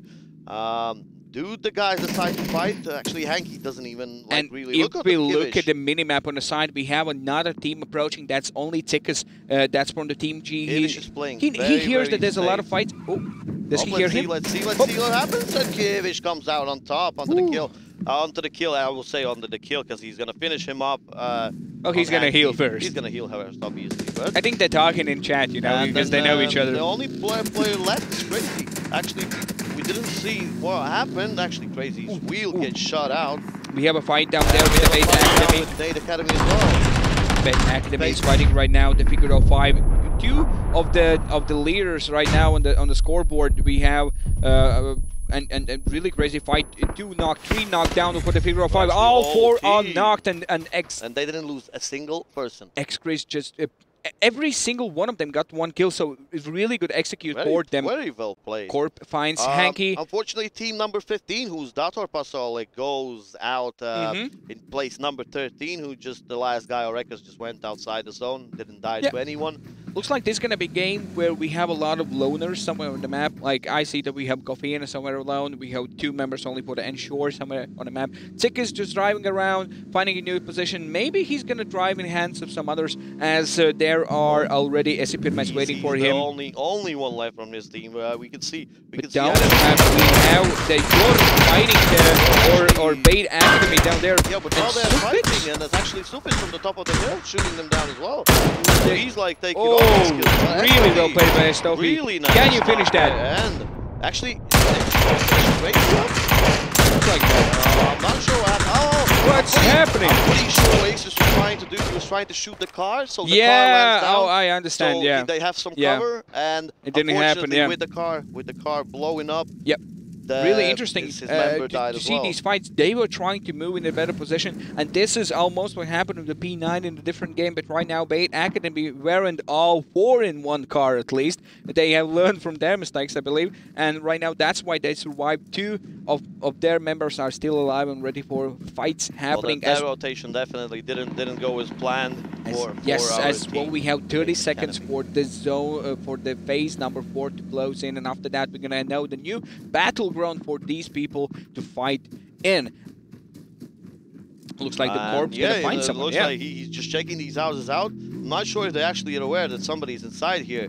They are. I think this is the moment where they keep it here. Someone, they see that. Yeah, sees he gets a knock onto Gora, but they know that there's another person in here. Form with a huge spray. Form really well played. One already dead. Very nice. And he actually finishes him up as well. Yep, that's it. General, yeah, that's team number 10 out. Sure. So with this while we talk about that, actually Matkit from a long distance gets a headshot on Kiwish, the Murloc. So he introduced himself as well in this fight. Really well played by him as well from the SCP eSports. I really enjoy these long range fights. Long range fights, because that shows the aim from the player side. It's now more about the tactical wise, how you can execute the fights. How they have positioned themselves. As eSports, they have a really good zone. They do have a high ground as well, just where Sikis is. They just need to hold these Harry Potter buildings and it's going to be fine. A little bit better where Sikis is right now. How do you call those buildings? Yeah. How do we call these? Yeah. You mean these ones? Yeah. Harry Potter. Yeah, look at this. It looks like the tower of Harry Potter movie. Yeah. Oh, you can compare or maybe. All right, back to this game. A few members have been eliminated. Venus finds a Stopi. Really surprising. Drops him down. So that fight is happening right now where the team Cable Knights are fighting Jord. I think one team only going to come out from this fight as a winners. As B5 is actually, while we talk about that, actually, Jord gets knocked by Tiki. He was all the way up there, but even though he got knocked by Tiki's team, AC Pirmais finishes Korm up. Really tight fight happening. The Gardecaller gets knocked out from the game. Never River gets him out, so that means in the 11th position we had the Gardecaller, but right now only 10 teams left and 23 members alive as we have Mr. Kola gets down to Mr. Knight. That's the player from the Bait Academy as well. I'm pretty sure Cloudtail's not going to get him up. He's has to run, and that's it. That's Team Bait Academy goes out in number 10. Yeah, and from the SC Pirmais eSports, they had a really, I would say, lucky shots as well. They knocked and finished one of the members from the Team 13. We do have still fights going on down here as well. That's team number 13 as well. Mr. is out. Yes. Well, Sufi with 2 kills with the total team kills out by 7. Well, that's team number 11. They P9 has found. Praise the Lord. Look at that. The drop is going down to AVM with all the gear what they need. Really interesting, and as well, I think for the SC Pirmais eSport team, the manager is doing his work. He's making sure that they get the guns in game as well. This is probably the luckiest drop I've seen in a while. Like landed next to the door. It's basically like knock knock. Yeah. Who's there? Drop. That's our sponsor Bolt. You know, he drives by, gives you the guns, and that's about it. Well, AC Pirmais got all the 3rd gear, so that's a really good for them. And let's see where the next zone shifts. Ooh, that's in the middle of nowhere. That's pretty much in the middle of nowhere. I would say where the division is and AC Pirmais, that's a really good position for both of them. Yep. Let's look at the scores really fast as we have the kill rating. In the first place, still we have division with 8 kills in the 3rd and 11. And in the 2nd place, I think P9 has 8 kills. 5 kills. No, sorry, no, 5 kills. I'm blind. 7 kills. 7 kills. Yeah. Went down, and in 3rd place, we have Team Praise the Lord with 6 kills, and those are already out. Yeah, those are the guys are leading this game particularly, but still nothing have finished. Division still have time to get more kills to rack some points up for them as well. I would say that in this game, if I would be putting someone, there probably would be division right now. Unfortunately, all the rest of the teams have at least lost 1 or more guys. Let's see what happens with Siki. Siki's hears some guys running across him. He sees them as well. Well, but he's in a bush. Well, he's a bush. He gets down Kova. And that's it. Kova's dead. That Siki's very well played by him. Yep. He didn't hear any other steps. And he's out. And he's changing his position, but unfortunately... someone's already shooting him down. Down in a second? No? 1 HP? Oh, there he goes. That's and the EP goes to knock and drop. That's the AVM that was just gifted to the team SC Pirmais eSports, and right now they're just going to be mowing everyone down. As we have General somewhat down in the slope. General has stayed alive this whole time. Unfortunately, Kivish got knocked out and killed by Blue Star. But Mad Kid does know where General is, because General is trying to kind of rotate away from the position where he is right now, because he has to get inside the zone, and it's not the best place how to do it, because he has a team Blue Star, which is team number 9. Nordic Goblins are watching on him because they killed Kivish. They know where the General is. This is going to be really hard for him to move out. Knows where he is as well. Really so let's see what happens with General in this situation. Can he succeed? Actually, while we talk, we get 2 knocks. Nate misses. Yeah, 2 knocks. So that is Mafu gets down Suffolk, and another guy from the division. I couldn't make it. Which one was that? That's Suffolk and actually Senka. Never remember and as well. Did Senka just get 2 knocks? So that means Flabber is only 1 alive. That's the turnaround what Division didn't want it to know what was going to happen. I take my words back. I'm not putting my money onto them anymore. But New River actually goes down to a nade, and, well, Flabber is going to try to get his other teammate up. While that happens, Senka finished one. General is almost dead, but he puts back fire to the medkit. And the AVM goes off. The AVM goes off. From goes. Yeah, go. He just makes people go away. And I'm not. If we look at this situation right here, Senka is just waiting, and actually this game can go either way right now. Yeah. There's no teams left with a full lineup. SCP has the third level here plus AVM. That's some really nice weapon you want to have. It could be this game where all Latvian boys are showing off their skill and play together. Well, to show that they can actually win more games. I do love that Senka, even though he's just the solo person left, he's still not playing, you know, this the snake role. While we talk about that, Nafu kills up Sufi, just finishes him off. He was knocked. Yeah. Just gets that, but with that Senka shot. Papau gets in the backs of the team division. Looks like he will be able to find one of them at least. Gets LQ gets knocked down. Obviously, yes, that's down for him. And Flabber right now tries to find where the shots were coming from. He knows he's somewhere there, but what the Papau has to do is just run away and leave Actually, LQ alive. At this position, because he knows there's not a lot of people alive. He will take him up? The zone's there. The zone is coming, but it's coming pretty slowly. 2 seconds. It looks like it could be possible. He's actually going to find Senka because they heard these shots on the right. He sees him and goes off again. But not killed there yet, but I think he's going to just rotate on the side. I think this is it for Papau because the zone is just not in his favor. Mafau gets Mac here. That's right now fighting as well. Actually just killed himself. Yeah, Papau is out, that means our team Aggressive BESL Pro were in the 4th place. Only 3 teams left. Those are the team Nordic Goblins, as well with the Division and with the SCP eSports, where they have 2 people knocked. LQ should get a kill on the Tiltmaster as well. Let's see what happens if he finds Tiltmaster as well. I'm not really sure what happens. Looks like LQ is fighting. He finds one. He misses a lot of shots, so that guy won't be dropping down. Looks like SCP still have the Tiltmaster alive.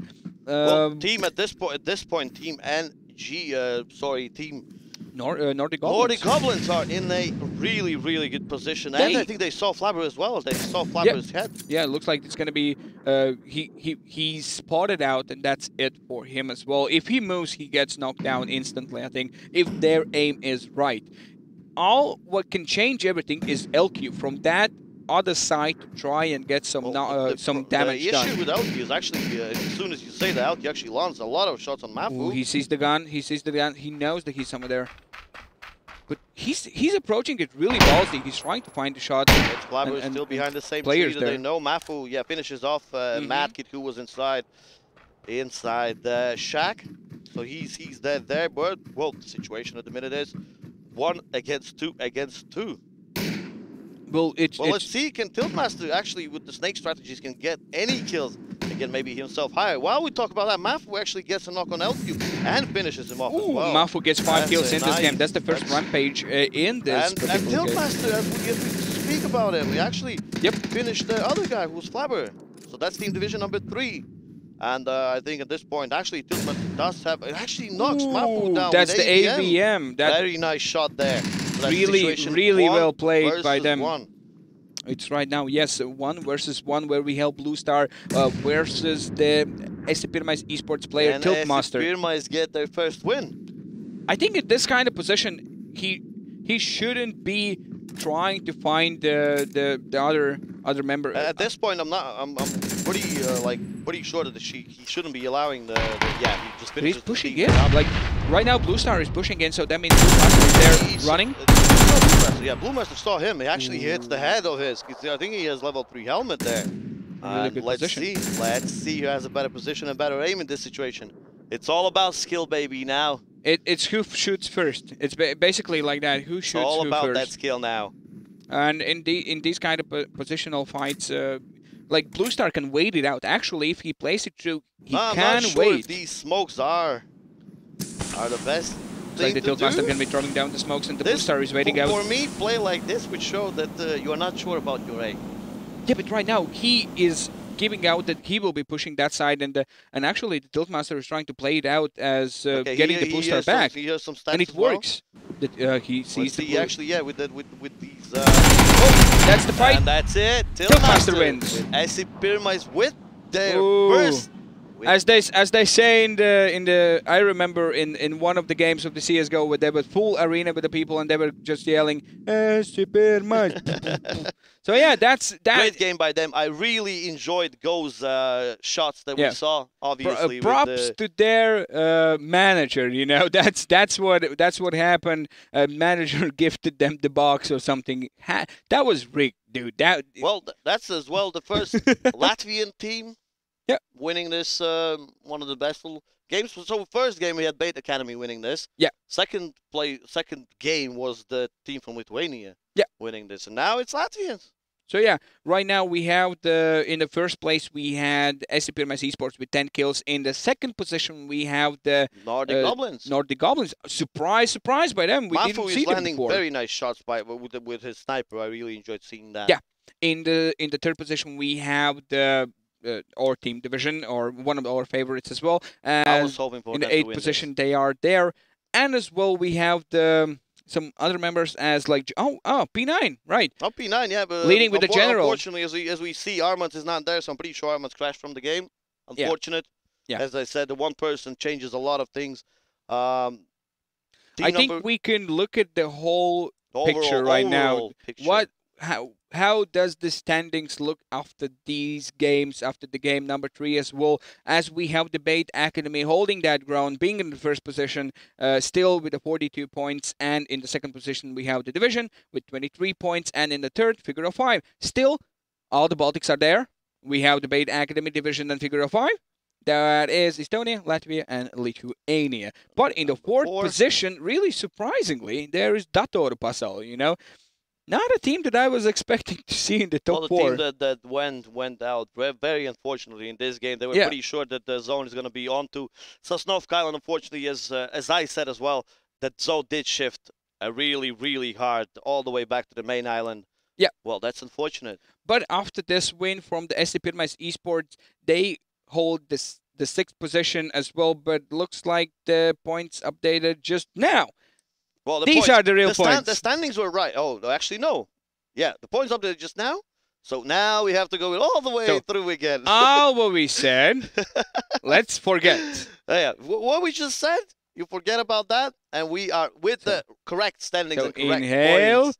And in the first position we have the Bait Academy with 46 points. In the second position we have the division with 36 points. In the third we have SC Pyramids eSports with 30 points. As you can see, a huge jump. We just one win. Yeah. 10 kills, huge jump by them to place number 3. Exactly. Same with Nordic Goblins. Yeah, they're in the 4th position right now. Everything can change after every single game. We don't know what's going to be the scores and what's going to change where. In the 4th place, we have the Nordic Goblins with 22 points. So that means not in the top 3, we don't have all the Baltics anymore. We have Estonians and 2 Latvian teams in the 2nd and 3rd position. And in the 4th only. The Lithuanians slowly approaching. And number 5, well. we do have Praise the Lord. With 5th. Team that we have seen before, and we know what they can do and how they perform. And surprisingly and happily, in the 8th position, we have the P9 as well with the 15 back in points. The first page of the standings, so that's already good.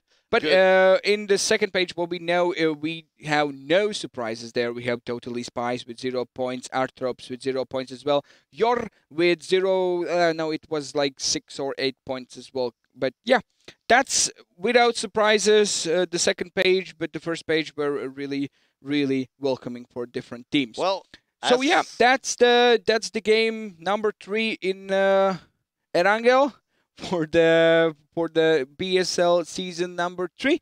I have to get used to that because season. It's still in my mind. It's still season 2. You know, haven't worked it out yet. Said it's been a while. It's been a while. But I'm happy to be back. Well, definitely, guys. That's it. Let's go for the game number 4. Game number 4. But before we a short video of our highlights. For highlights. I don't know what it's gonna be. Highlights. A video, and after that we're gonna have our lovely hosts to talk with you. And don't forget, there's a lot of giveaways and stuff happening right now, in the BSL. In on that, and we will see you after a break.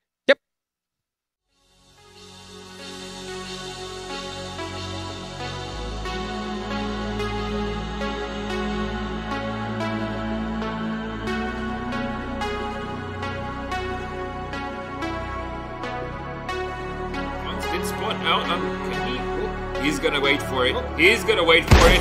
Takes the shot, and there it is. The timing is there, and everything works out great.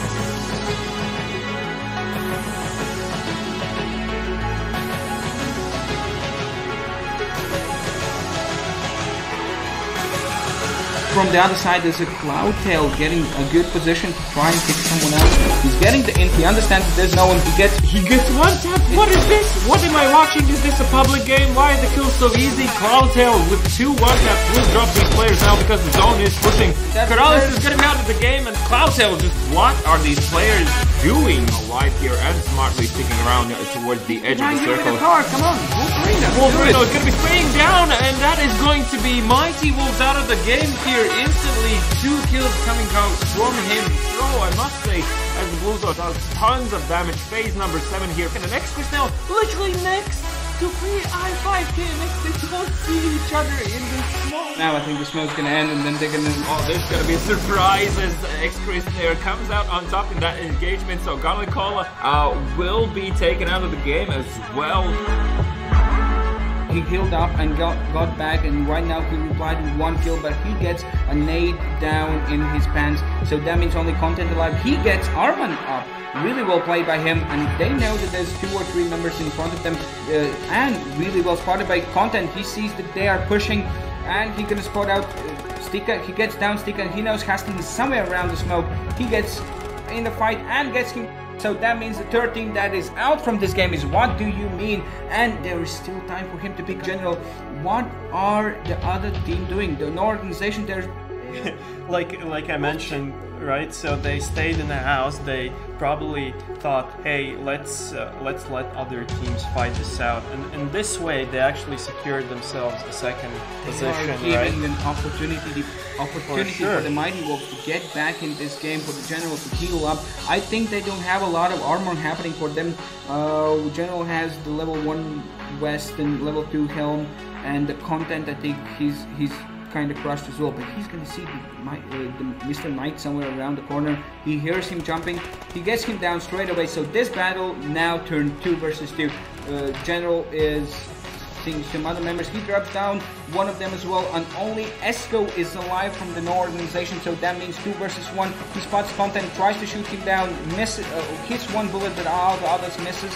He knows that the General in this moment pushes, but in the timing, he drops down the Content in a really good timing for him. Only sliver of the health left for that, and Content comes out and slaughters him down. Mighty Wolves takes it again. Okay, even in the process, that is lobby number 15, Kun. I think also suffering great damage towards their side, and does stay push now. Yeah, it looks like he understood that the nade. The battle, and if the nade hits, that's it. Oh my god, it's right next to them. Oh, juicy, and that is going to be latest out of the game.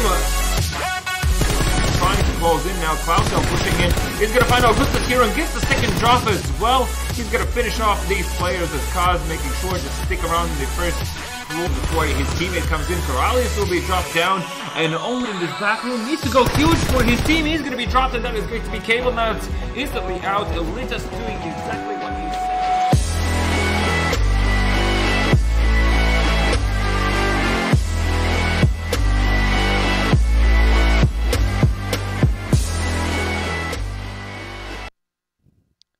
I love that music. I really want to know what song is that, because I get like so hyped. It gets stuck in the head. It gets kind of stuck in the head, yeah. I love it. So, hey, welcome back. We are your beloved hosts, or maybe not beloved. We'll see. You'll have to love us. Like, yeah. We'll be here for 7 weeks. Like, you're stuck with us. So. Yeah, this is it. I mean, no turning back. So here we are. Baltic Esports League. Exactly. Third season 3. season. Yeah, exciting. We're gonna just tell you about the schedule. If you just joined the stream, we have 3 games today. We have 1 more PUBG, to be honest. 1 more. After that, we're gonna talk about the casters, maybe analyze all of the games that happened today, what happened and stuff like that. Later on, what do we have? We have Rocket League. We'll actually have 4 best of 5s in Rocket League, and then we'll have 1 best of 3 in CSGO, which will be a match between Team Lithuania and Team Time Chasers. Which I believe the viewers voted to see those teams I believe competing so. today I mean, on the live stream. Let's be honest. If they could vote, we would see like P9 only. All day, every day. Yeah, the whole chat is like crazy for that Yeah. P9. Yeah. Hey, chat, please tell us like a different team that you support that is not P9. That is so true. P9. So the prize pool for the whole tournament is 15,000 euros, provided by our amazing partners, Swedbank Latvia. Applause to them. Like that's amazing. I feel like 15,000 for the whole tournament is pretty nice deal. And the finals are gonna happen in HyperTown in the 1st and 2nd of June. Do you know a good way how to get to HyperTown? So you might use the services of one of our sponsors, like one of the companies that actually supports us, which is Bolt. Bolt, exactly. So you can actually get yourself a free trip if you write down hashtag BOLT in the chat. Remember BOLT in the chat, hashtag exactly. Bolt. And after one game, we'll choose the winner. The Exactly. first winner of the day. After the last PUBG game, which is gonna happen in a few minutes, we're gonna choose the winner in the chat. So make sure to do that hashtag Bolt, and good luck to you all. And then you get, if you win, you will get a 10 euro voucher for Bolt, and you will have basically a free drive. With 10 euros, you can actually travel through the whole Riga, like from one end till the other. I feel like, Yeah, and exactly. what an amazing way how to get to HyperTown. Yeah, exactly. So, are we ready for the last PUBG game? I believe we are. I believe everyone is looking forward to see the last match, so let's not delay any longer. Exactly. We'll be back in a moment.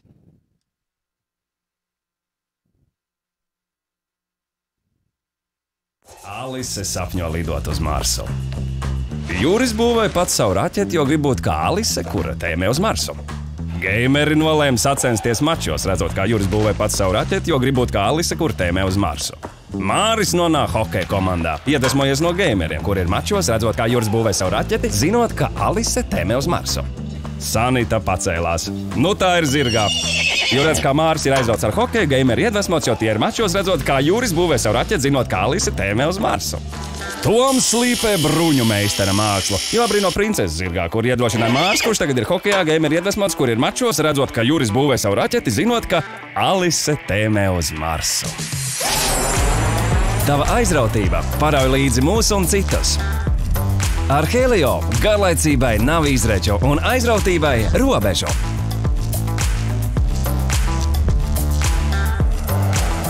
Helio, kas aizrauj tevi?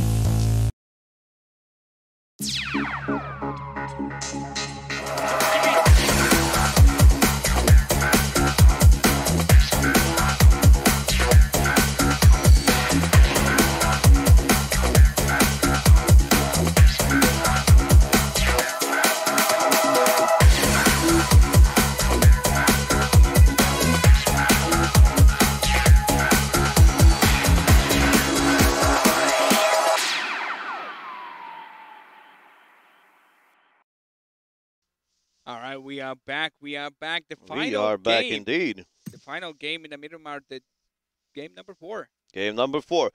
So how do you think? Early fights again? I A hope lot so. of early fights? That's the surprise in the Miramar right now. What we are seeing that in the last game what we had for the Miramar, there was the fights in the first 10 minutes, and I hope to see the same thing again. Actually, it was amazing as it should be the other way around. It should be a Wrangell should be the map where you see a lot of more fighting in the start of the game. Miramar should be more quieter. Let's say quieter, calmer. Yeah. Calm, you know. Yeah.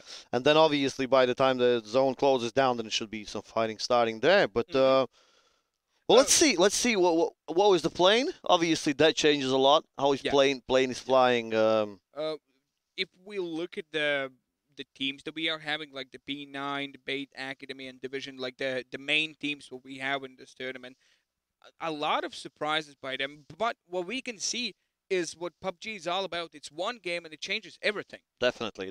Obviously, even in the standings. If you are in like the week 6 or 7, yeah, you know if you're going to be in the last position or the first. But I have seen that before. You can be in the 10th or even in the 12th position in this whole scoreboard, and you still know, you can as I play myself for the last season, even though if you know you're kind of winning, obviously, if we don't count the last game of last season where we did drive around, shoot with crossbows, and do stuff like that. Actually got one, we so yeah, actually got one knock, but not us. It was all general who got that crossbow kills, if we remember. Guys, we are still waiting for that first pan kill, by the way. Yeah. Yeah. Oh, I think we haven't introduced people to that, but still. In the last season, we had the same running joke that, oh, if someone gets a pan kill, we're going to give the pan. We actually did, but still, because of some things, it's is not, still here. It's not sent away, but it's there. If you can see it. It's there. It's signed. All and signed. It's standing there, and it's waiting for its owner. You know, I think after this game, the owner, unfortunately, is not playing in this season of BSL.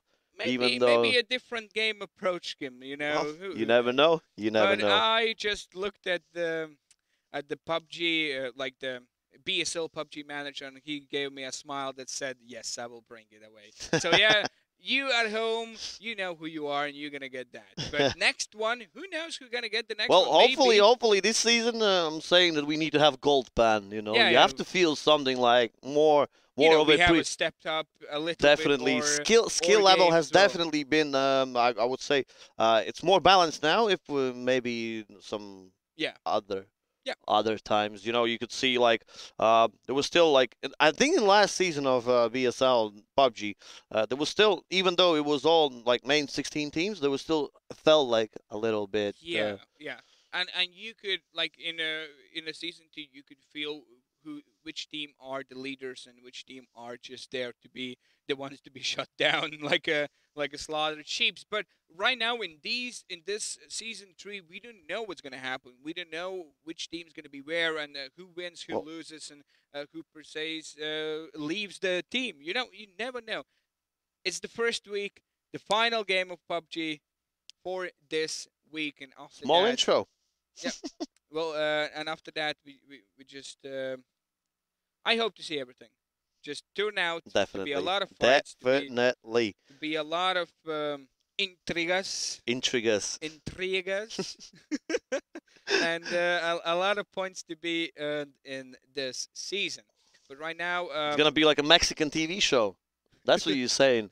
The soap opera. Soap opera of Mexican. Baltic soap opera of PUBG.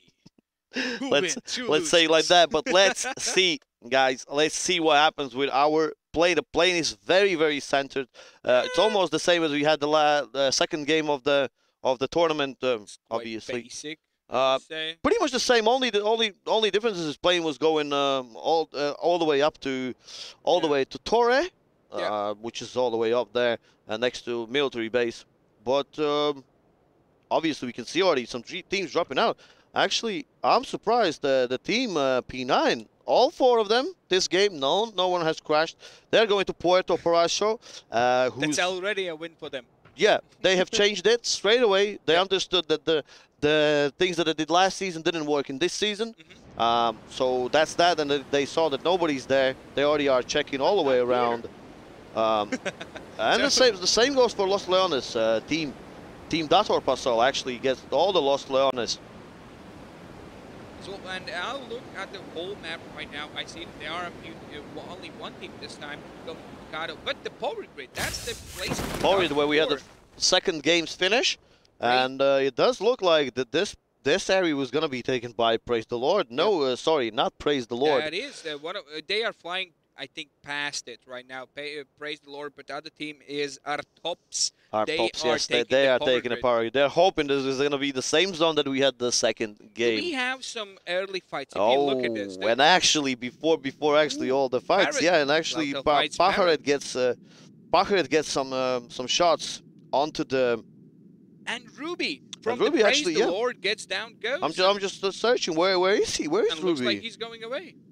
I saw Hanky. I see Crazy Ruby. And I think it maybe was some miscommunication there. There was only a guy landing there. The first 2 minutes, and we have already killed such a huge map, and already we got 1 knock and 1 kill. Right now we have to see all the teams are in full lineup. So all 64 people have been in the server. Obviously, one of them already went down. So Ruby got a kill. What I would like to say about the zone, if you can open the map up there, the zone is not centered, and that's what I love to see. A lot of open areas. If Yep. we see, Oh, rarely you see a zone like this, is when a really rare one.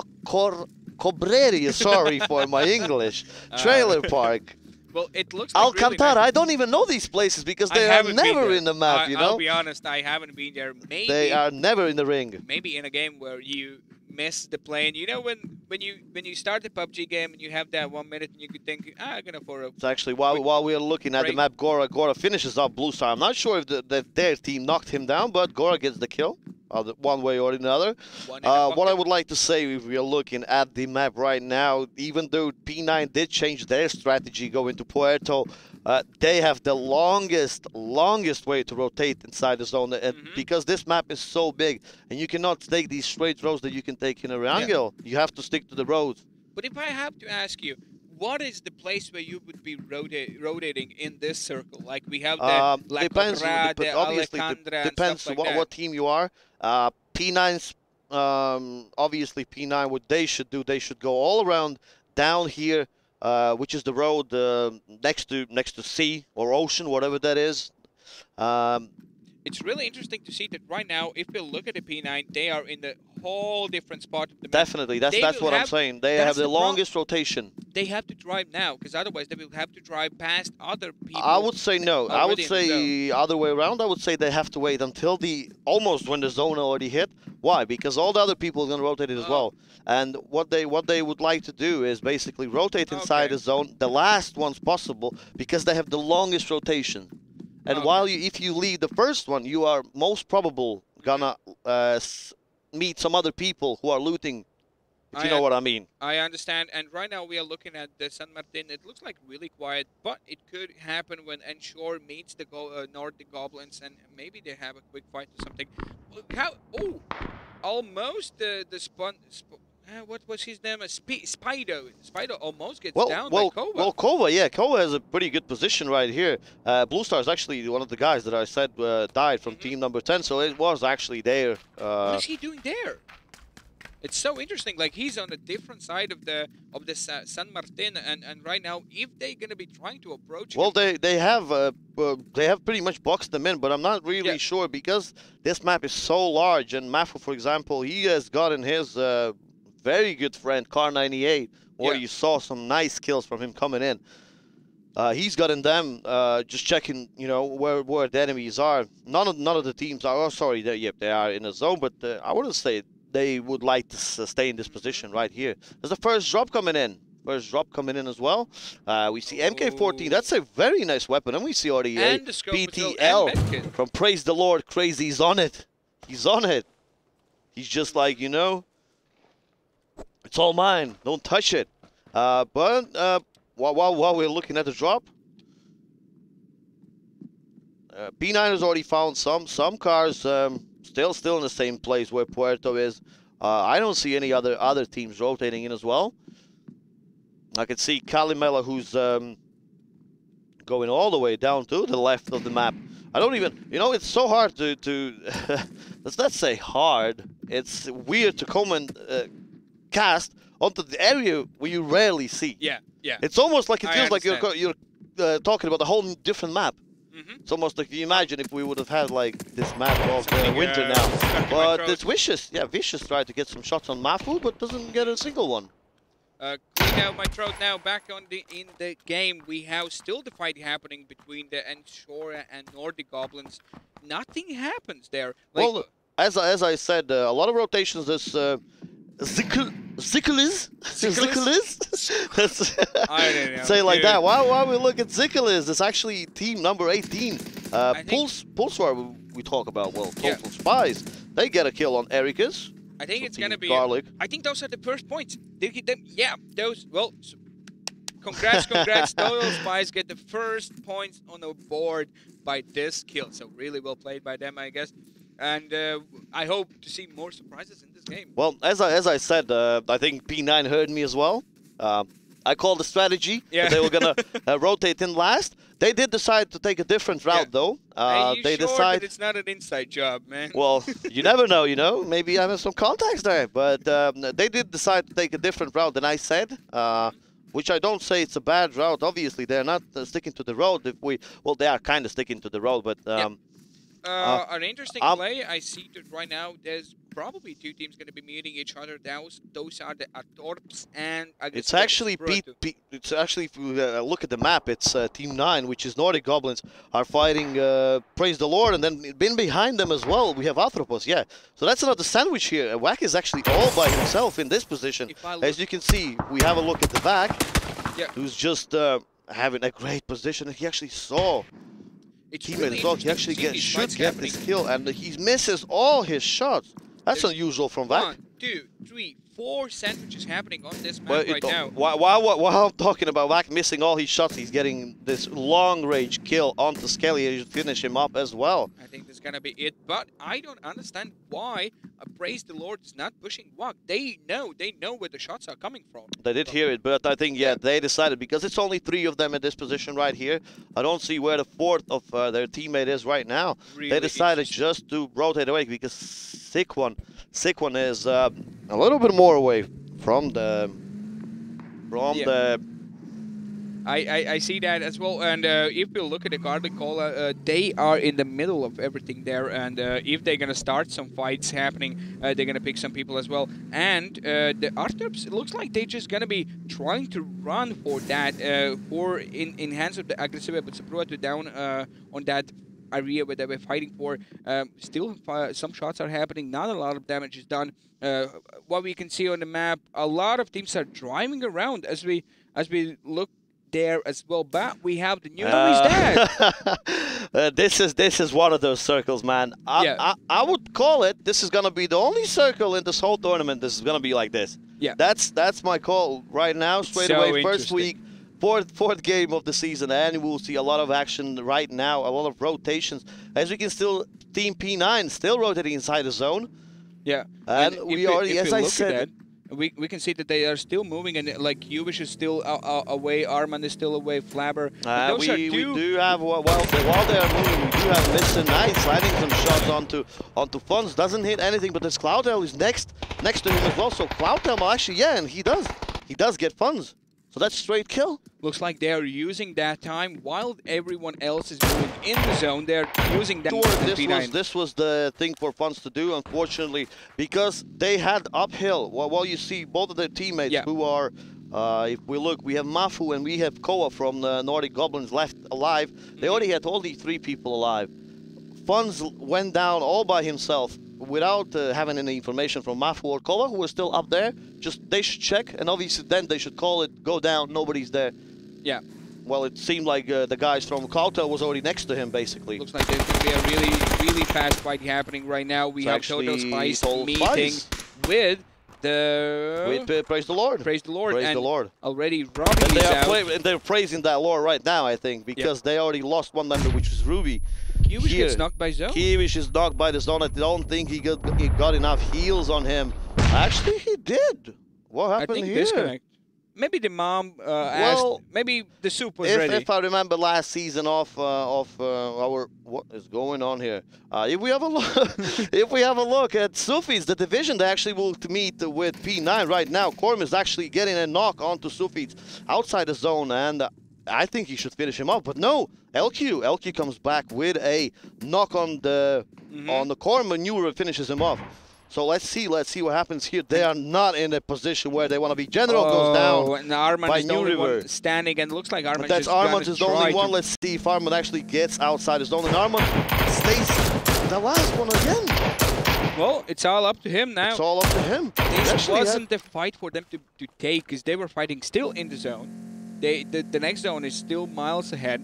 Even if you knock someone down, you are in the risk to lose everything. As we are talking about that, we have the aggressive fighting with the Nordic Goblins right here in the middle of nowhere. I don't know how these places are called. Well, this is just the first time we have fights there. Let's say hills, but middle of nowhere. While we talk about that, a lot of kills actually. Vac is only 2 of them actually are still alive. And on the other side of the map, still two teams are out from the zone. They're still trying to get in. That is the Ensure and the Division still outside of it. Well, the Division didn't lose a single person. Now Division is actually going to meet Team 10, who's Ensure. Actually, they just went across each other and didn't even try to like fight each other. What is happening? Well, it seems like Team Division is going to just go inside the zone, and that's pretty much it. So this next zone shifts all the way to La Cabrera. So all the people who are in it to win it. Yeah. These are the moments for the fights to happen really, really fastly. As we can see, Coffeine has just peaked for a second there, almost got shot down. As every single corner now in this zone gonna have someone already really do like how Division team played this out.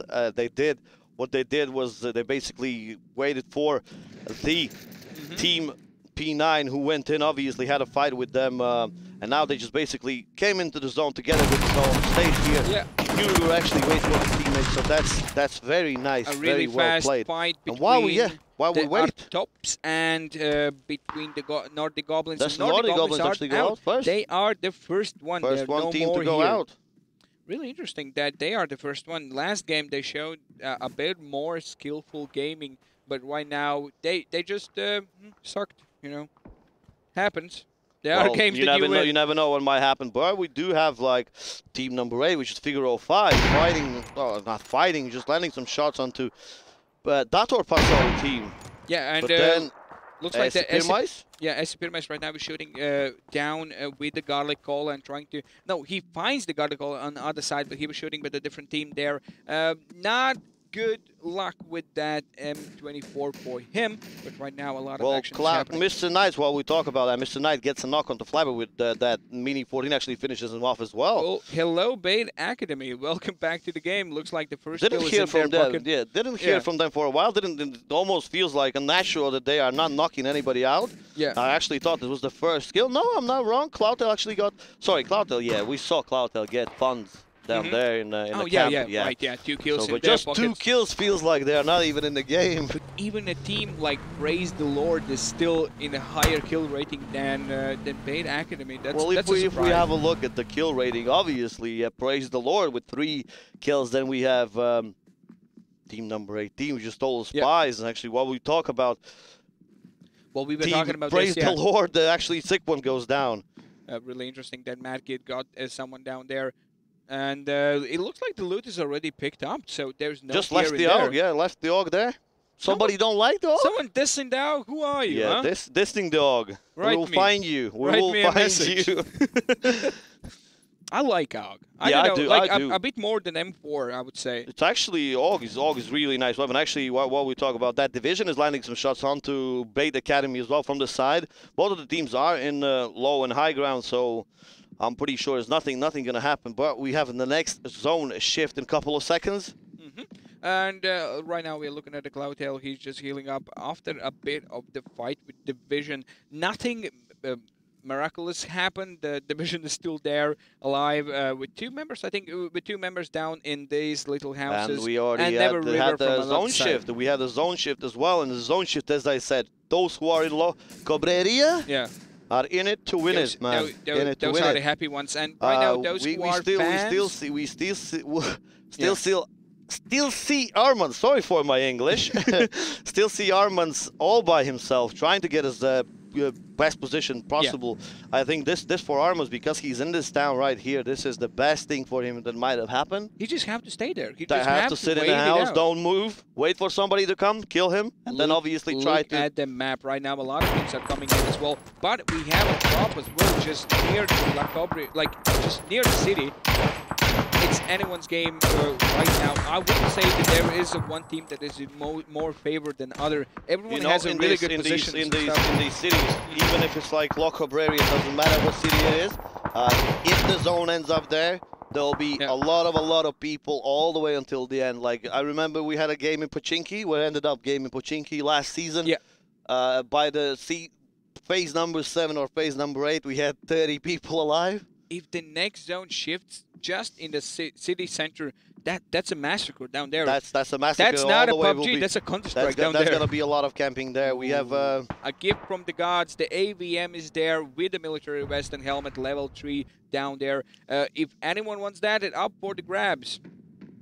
As right now we are turning down to the 17th minute. We have 50 teams alive, 45 members alive as SCPMS eSport member Killmaster tries to knock someone down as he gets shot by Sick One. Really well placed shots on his head as well. Well, it should be some of the team. Well, one of the teams should go down in this situation right here because they have nowhere else really to go. But still, there's Team 17 still behind them as well. Who's Atropos? What a nade! What a nade! What a nade! So that means the Team 11, praise the Lord, is out by 1 nade. And that's place 15, even though his match already is going for 18. Yeah. 18 minutes is only the second team to go out. And Tiltmaster, well, keeps going. He just keeps on going.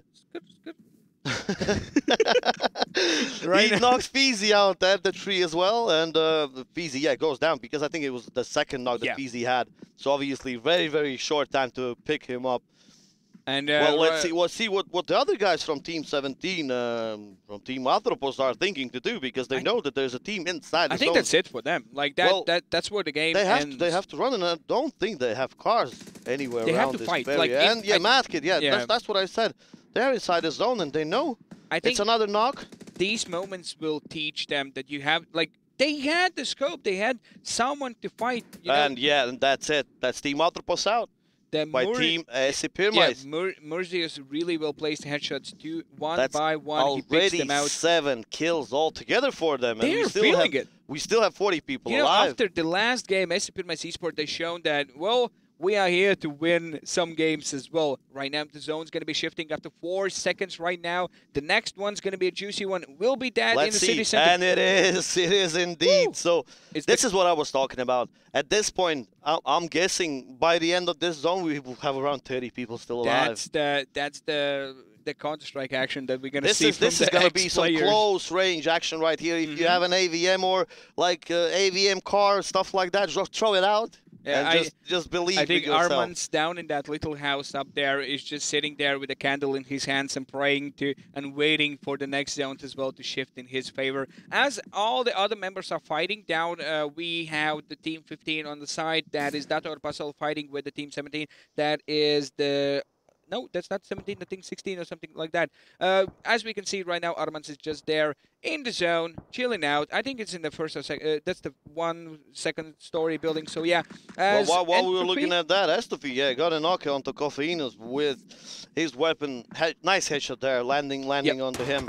Really surprising to see that team with the Coffeenus in, that's the team Cable 14, Knights, are all of them there. Usually there's only one left in the after 20 minutes. It still seems pretty good for them. Let's see what happens with Favoris, who's trying to rotate in with the sliver of health, 7 HP, trying to spray something down. He very got aggressive a headshot. He got with that very spray. aggressive play. He actually got a headshot. It's all 7 HP. Actually, Nix goes down by one of the enemy teams as well, and the Favoris actually gets knocked by RIX. Was a pretty long range shot, I would say. Yeah, it was a pretty long range shot here.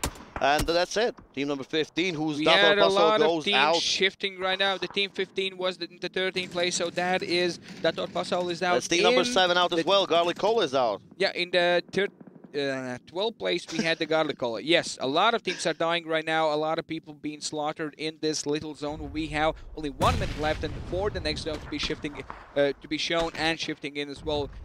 As we approach the 21st minute of this game, we have 11 teams and 35 members alive. Well, as I said, you know, when the zones like this happen, it's around 30 people inside the town. While it's already like. It's juicy. You know. It's juicy. What's happening right now? There's a lot of fights with a close counter. Well, every window can have and hold a member there. Like you can't peek. You can't show yourself. This is definitely one of the. No smokes, no party, man. That's how it goes. This is people who love close range fights. This is definitely like win situation for them. Yep. For example, the people who can really aim, who has that mechanical skill there. This is very good zone for them. I would really love to see finishes off vicious. I would really love to see this area of the fight where they are right now from the sky view as the next zone. Let's see if it's the Cabrera or if it's the hills. Well, it's 50-50 right now. It's 50-50 right now. It seems like Bait Academy are in it, A really nice overview. What we can see, there's a lot of teams cramped in as Team 16, that is Team G, is fighting with the Team Figure of 5. They get one, they get two. That's Calimero got 2 knocks down there. Gora gets LQ down. Probably gonna finish him off as well. Well, it's a lot of kills going now. It's still 34 people live, 11 teams. But Balas get down the victor in a headshot. It's so much fighting going on right now. It's like I don't even know who to follow at this point. But Calimero finishes up Thunder. It's just a lot of action. Another kill there. Points for them. Yeah, let's see again the map. As we can see, 2 teams are shifting. No, 3 teams are shifting up there. That's 8, 16, 10. They're starting Figure of 5, Ensure, and Team G are shifting in the same position. They're going to be fighting it out through just in the next 15, I would say, or 20 seconds. Kill-wise, we have in the first position, that is Team SCPirmais eSports with 7 kills. With 7, still 7. But I think rest of the teams are evenly spread by 3 kills. As you can still see, we have still 32 people alive. That's a lot for a zone like this small. That's 32 people alive. Back finishes up the Mercedes. As we were talking about SCPirmais eSports, they left 1 member behind, and he got headshotted and their positioning at this point is I wouldn't say bad. You can still get into the position, but it's unfortunately, Fieldmaster gets knocked down, and Matt is going to kill himself. Yep, that's what's happened. It was a nice 360 by him, but unfortunately he goes down there. Before they go out, the total spice goes before them. So much action going on right now. As well as out. I think we should just do area views at this point because everybody's killing each other. And Armand is out. Yeah, Armand is out. Unfortunately, team number 9. The P9 gets the 9 position as well as the 9-9s go. The team 16, that is, or Team G gets eliminated in 8 positions. Only 7 teams. You know what I prefer at this point? What I do like to see a lot, even though Vac and Vac and Senka are 2 left by themselves. I still love their positioning way more than anybody inside the town. Yeah, I agree with that. They're going to be the ones waiting for all this massacre to happen. After that, they're just going to be picking up the rest of them. We do have still full team of Bait Academy. We do have every other team. Look at every other team has 3 members or less. Yeah, the next zone is going to be changing everything. That's gonna turn the game in the both ways. As we were talking about the back, and Shyness gets a really great headshot down in his face as Sufik as well finds the Cloudtail. Looks like he's going to be finding him as well. Well, he's going to be picked up. I'm pretty sure. I think he's all right. I think he's going to be alive. Smoke. He has them covered from some, some walls and stuff like that. Next zone. And next zone is a Zone 4 Team Bait Academy. That's pretty much, it's like it's all working out for them. Yeah, as we look at the zone, we can see the only thing that I could imagine would go wrong for them is the teams that decide to push them all together. If everybody decides to take all this area here, then well, you have a problem. You have a problem there. Indeed, it is a problem. But right now we only have 1 team. That is or legendary players from Bait Academy holding those grounds. Express gets a headshot down to the Never River. Oh, and as well, the team Cable Knights are approaching these shots. They know where they are. If Mr. Knights holds that ground, it's going to be all good. But otherwise, if they find Mr. Knights and kill him down, that's it. That fight is over. Well, while we speak about that, Vabalas actually gets a knock on the Estafy, so that means Pahoret is all by himself in a shack right here. Vac is landing some shots down from the top of this mountain. What I said, I do like this position. There's a lot of heads that he sees, but he can't make sure which one to shoot. There's not a lot of time to make the decision there. As Mr. Knights get the Shyness down, the Coffeenas gets the X-Chris, LQ gets down 1, and Suffolk gets 1 down as well from the team Figure of 5. There's not a lot of members there. Only Armies and Cash Money Dollars surviving that fight. That means we have still 7 teams there. Here. Still 7 teams, still 15 people alive in such a small zone right here. Vac is actually trying to get a kill on Pahoret, which is actually going to succeed. So, yep, so Pahoret goes down. Team number 13, who's goes down in place number 7. Well, as we can still see, we already lost 2 people from the team. Bait Academy, X-Chris and Razy is the only 2 guys alive. So, Cloudtail, actually, though, Cloudtail gets a kill right now. He's still. Yeah. So you see what's happening here. Yeah, I see in right now as we have the division being pushed out a little bit by the zone as well. We have a few members there alive.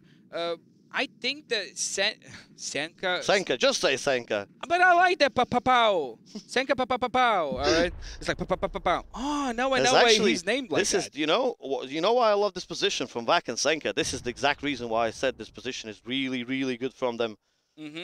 Like, if you have a look where they are, and obviously Razy and Extras understands that they have to move kind of away from here, because this long wall, you cannot jump over it, you cannot see over it, you cannot see anything. And like that's where, if the zone's gonna push out everyone, you just like pre-fire the wall. You think that someone's gonna be just running there. Well, definitely. That's it for them. Yeah, taking some damage. We still have the division who's just in I think between this is team the number last 8 and minute. team number Like, 10. This is it. Well, this is where still it's gonna 13 end. people alive, and in 5 seconds we were gonna see some people start to drop.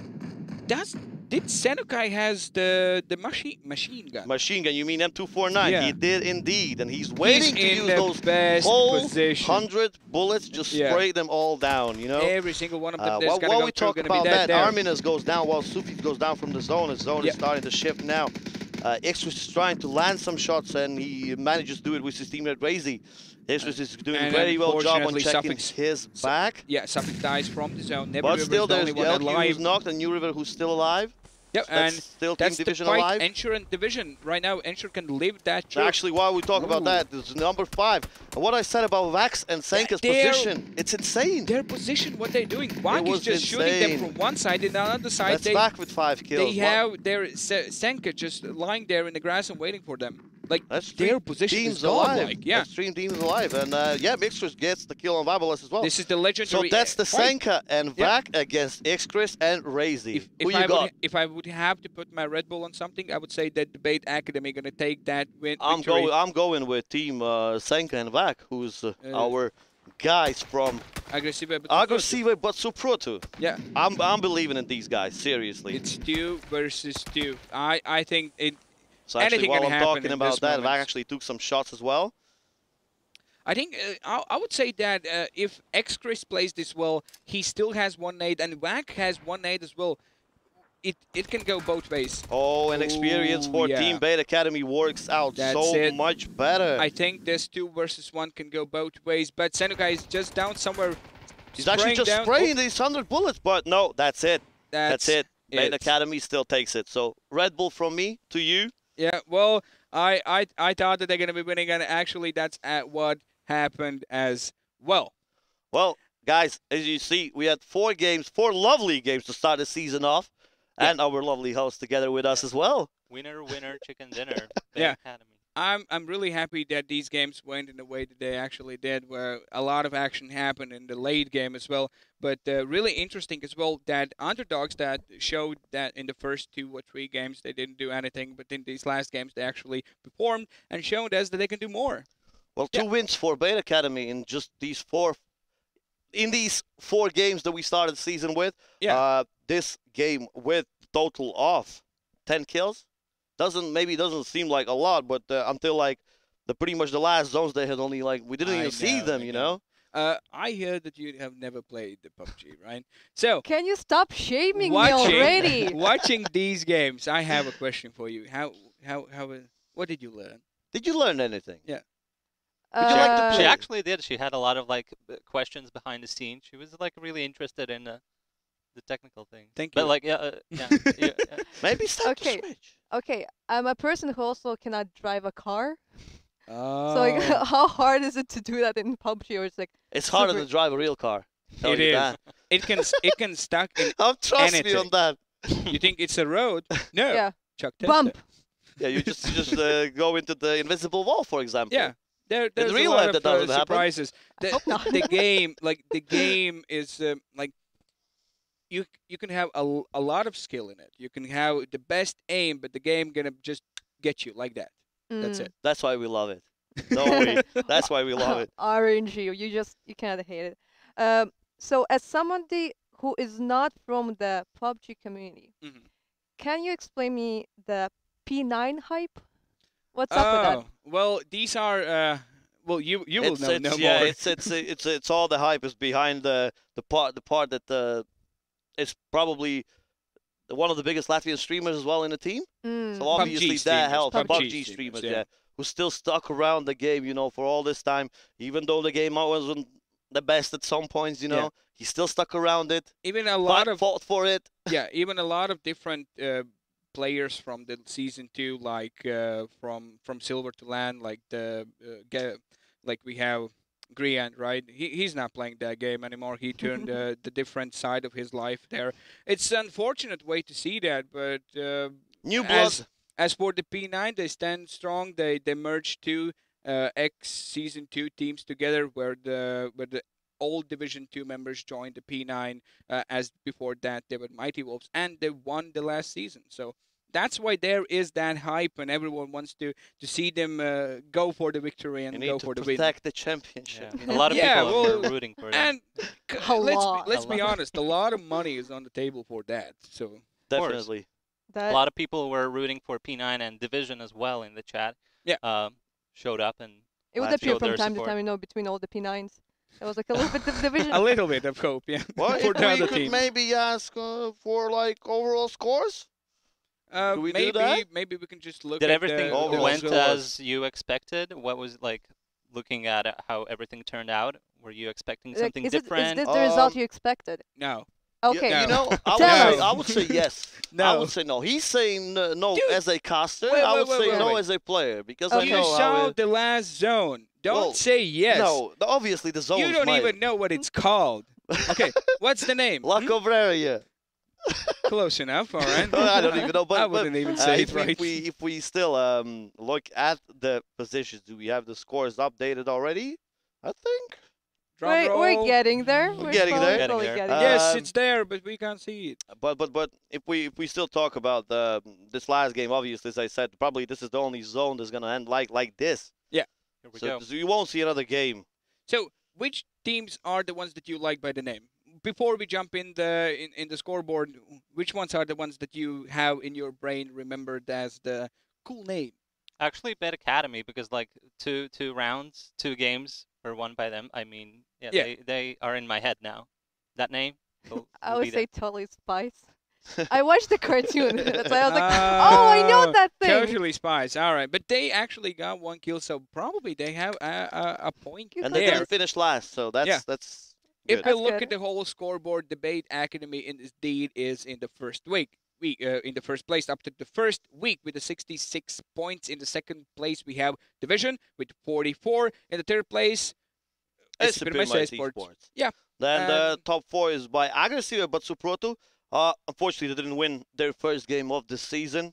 They had the strongest Bait Academy guys against them. Unfortunately, it didn't work out for them. But look at those countries that are representing the top 8. We have the Estonia, Latvia, and then Lithuania.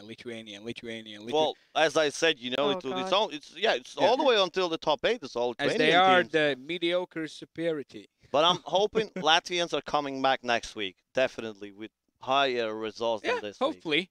And hopefully, maybe you're going to be playing the PUBG in the next season. Who knows, right?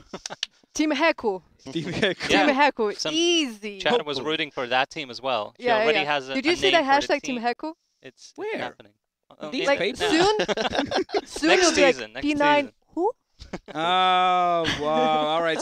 So we already know who's the first P9 hater in this series. Oh, I'm not a hater. It's just a lot of them. So many. I don't want to hear that. So many haters. Right. What about you? I'm What not- about you, We'll be casters? loving Do you enjoy casting and spectating the game more, Definitely, or definitely. playing? Why? Not sure about nobody, but as myself, as I used to play it so much, I actually, at this point, I already said, like, when I finished last season and we had the talk with Mr. Nobody here at the party of when we got our medals, let's say. What party? We never go to parties. We were already talking about it, and what we said to each other, I was like, listen, I'm not really sure if I wanted to continue playing it even then. He was like, okay, let's think of something. I can make something happen. And now we're here. Yeah, So- it's just our last season's caster unfortunately couldn't make it for the PUBG, but it's not like but He's for still that here. chance we have content, some new blood, something new as a ex-best Latvian player by statistics. I think it's really nice to see to have him here, because there's a lot of things about this game that I still don't know after years of playing and casting as well, because that's the things that you can learn playing as a team. Just playing, yeah. Because I'm the when you see some things, it might seem totally differently. That's why I'm rooting for the Bait Academy, because I, for sure, when I play the game, I'm the master baiter there, and I like to see what master baiter. Can I move away from? We got it. No, I'm a master baiter. Okay, good. All right. All right. And on that note, yeah, the season 1. Well, season 3, the week 1. Yeah, week 1. 4 games happened. We know the scores, and now we're gonna give it up to you. Back to probably a commercial? I don't know if we're gonna watch a commercial or some highlights. Let's possibly. do it. I want to watch a commercial. Do you want to watch a commercial? Yes. Let's all watch the commercial. I was waiting for this for such for another commercial. All of us. Both of us boy. gonna see you in the next week, All and until that, drive safe, drink a lot of water, and watch BSL, because we're gonna have a lot of action, and all there's the way gonna be until the end. free drives. So be there. Be there. A powerful innovation has arrived with the speed to go beyond limitation and discover the unreal. Introducing the Samsung NVMe SSD 970 series, the key to unlocking your power. With the performance to reach beyond the expected, the capacity to illuminate a world of ideas, and the reliability to sustain it all. Samsung's latest NVMe M.2 SSD. Unreal performance realized.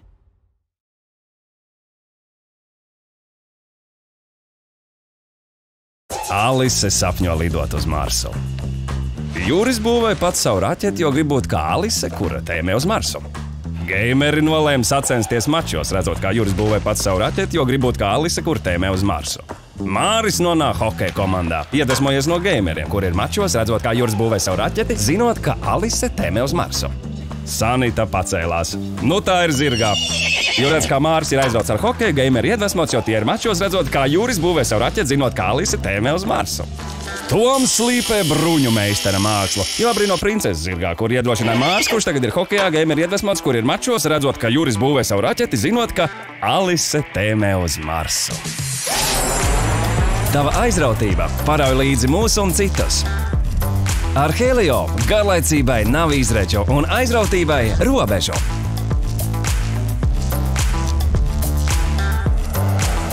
Helio, kas aizrauj tevi?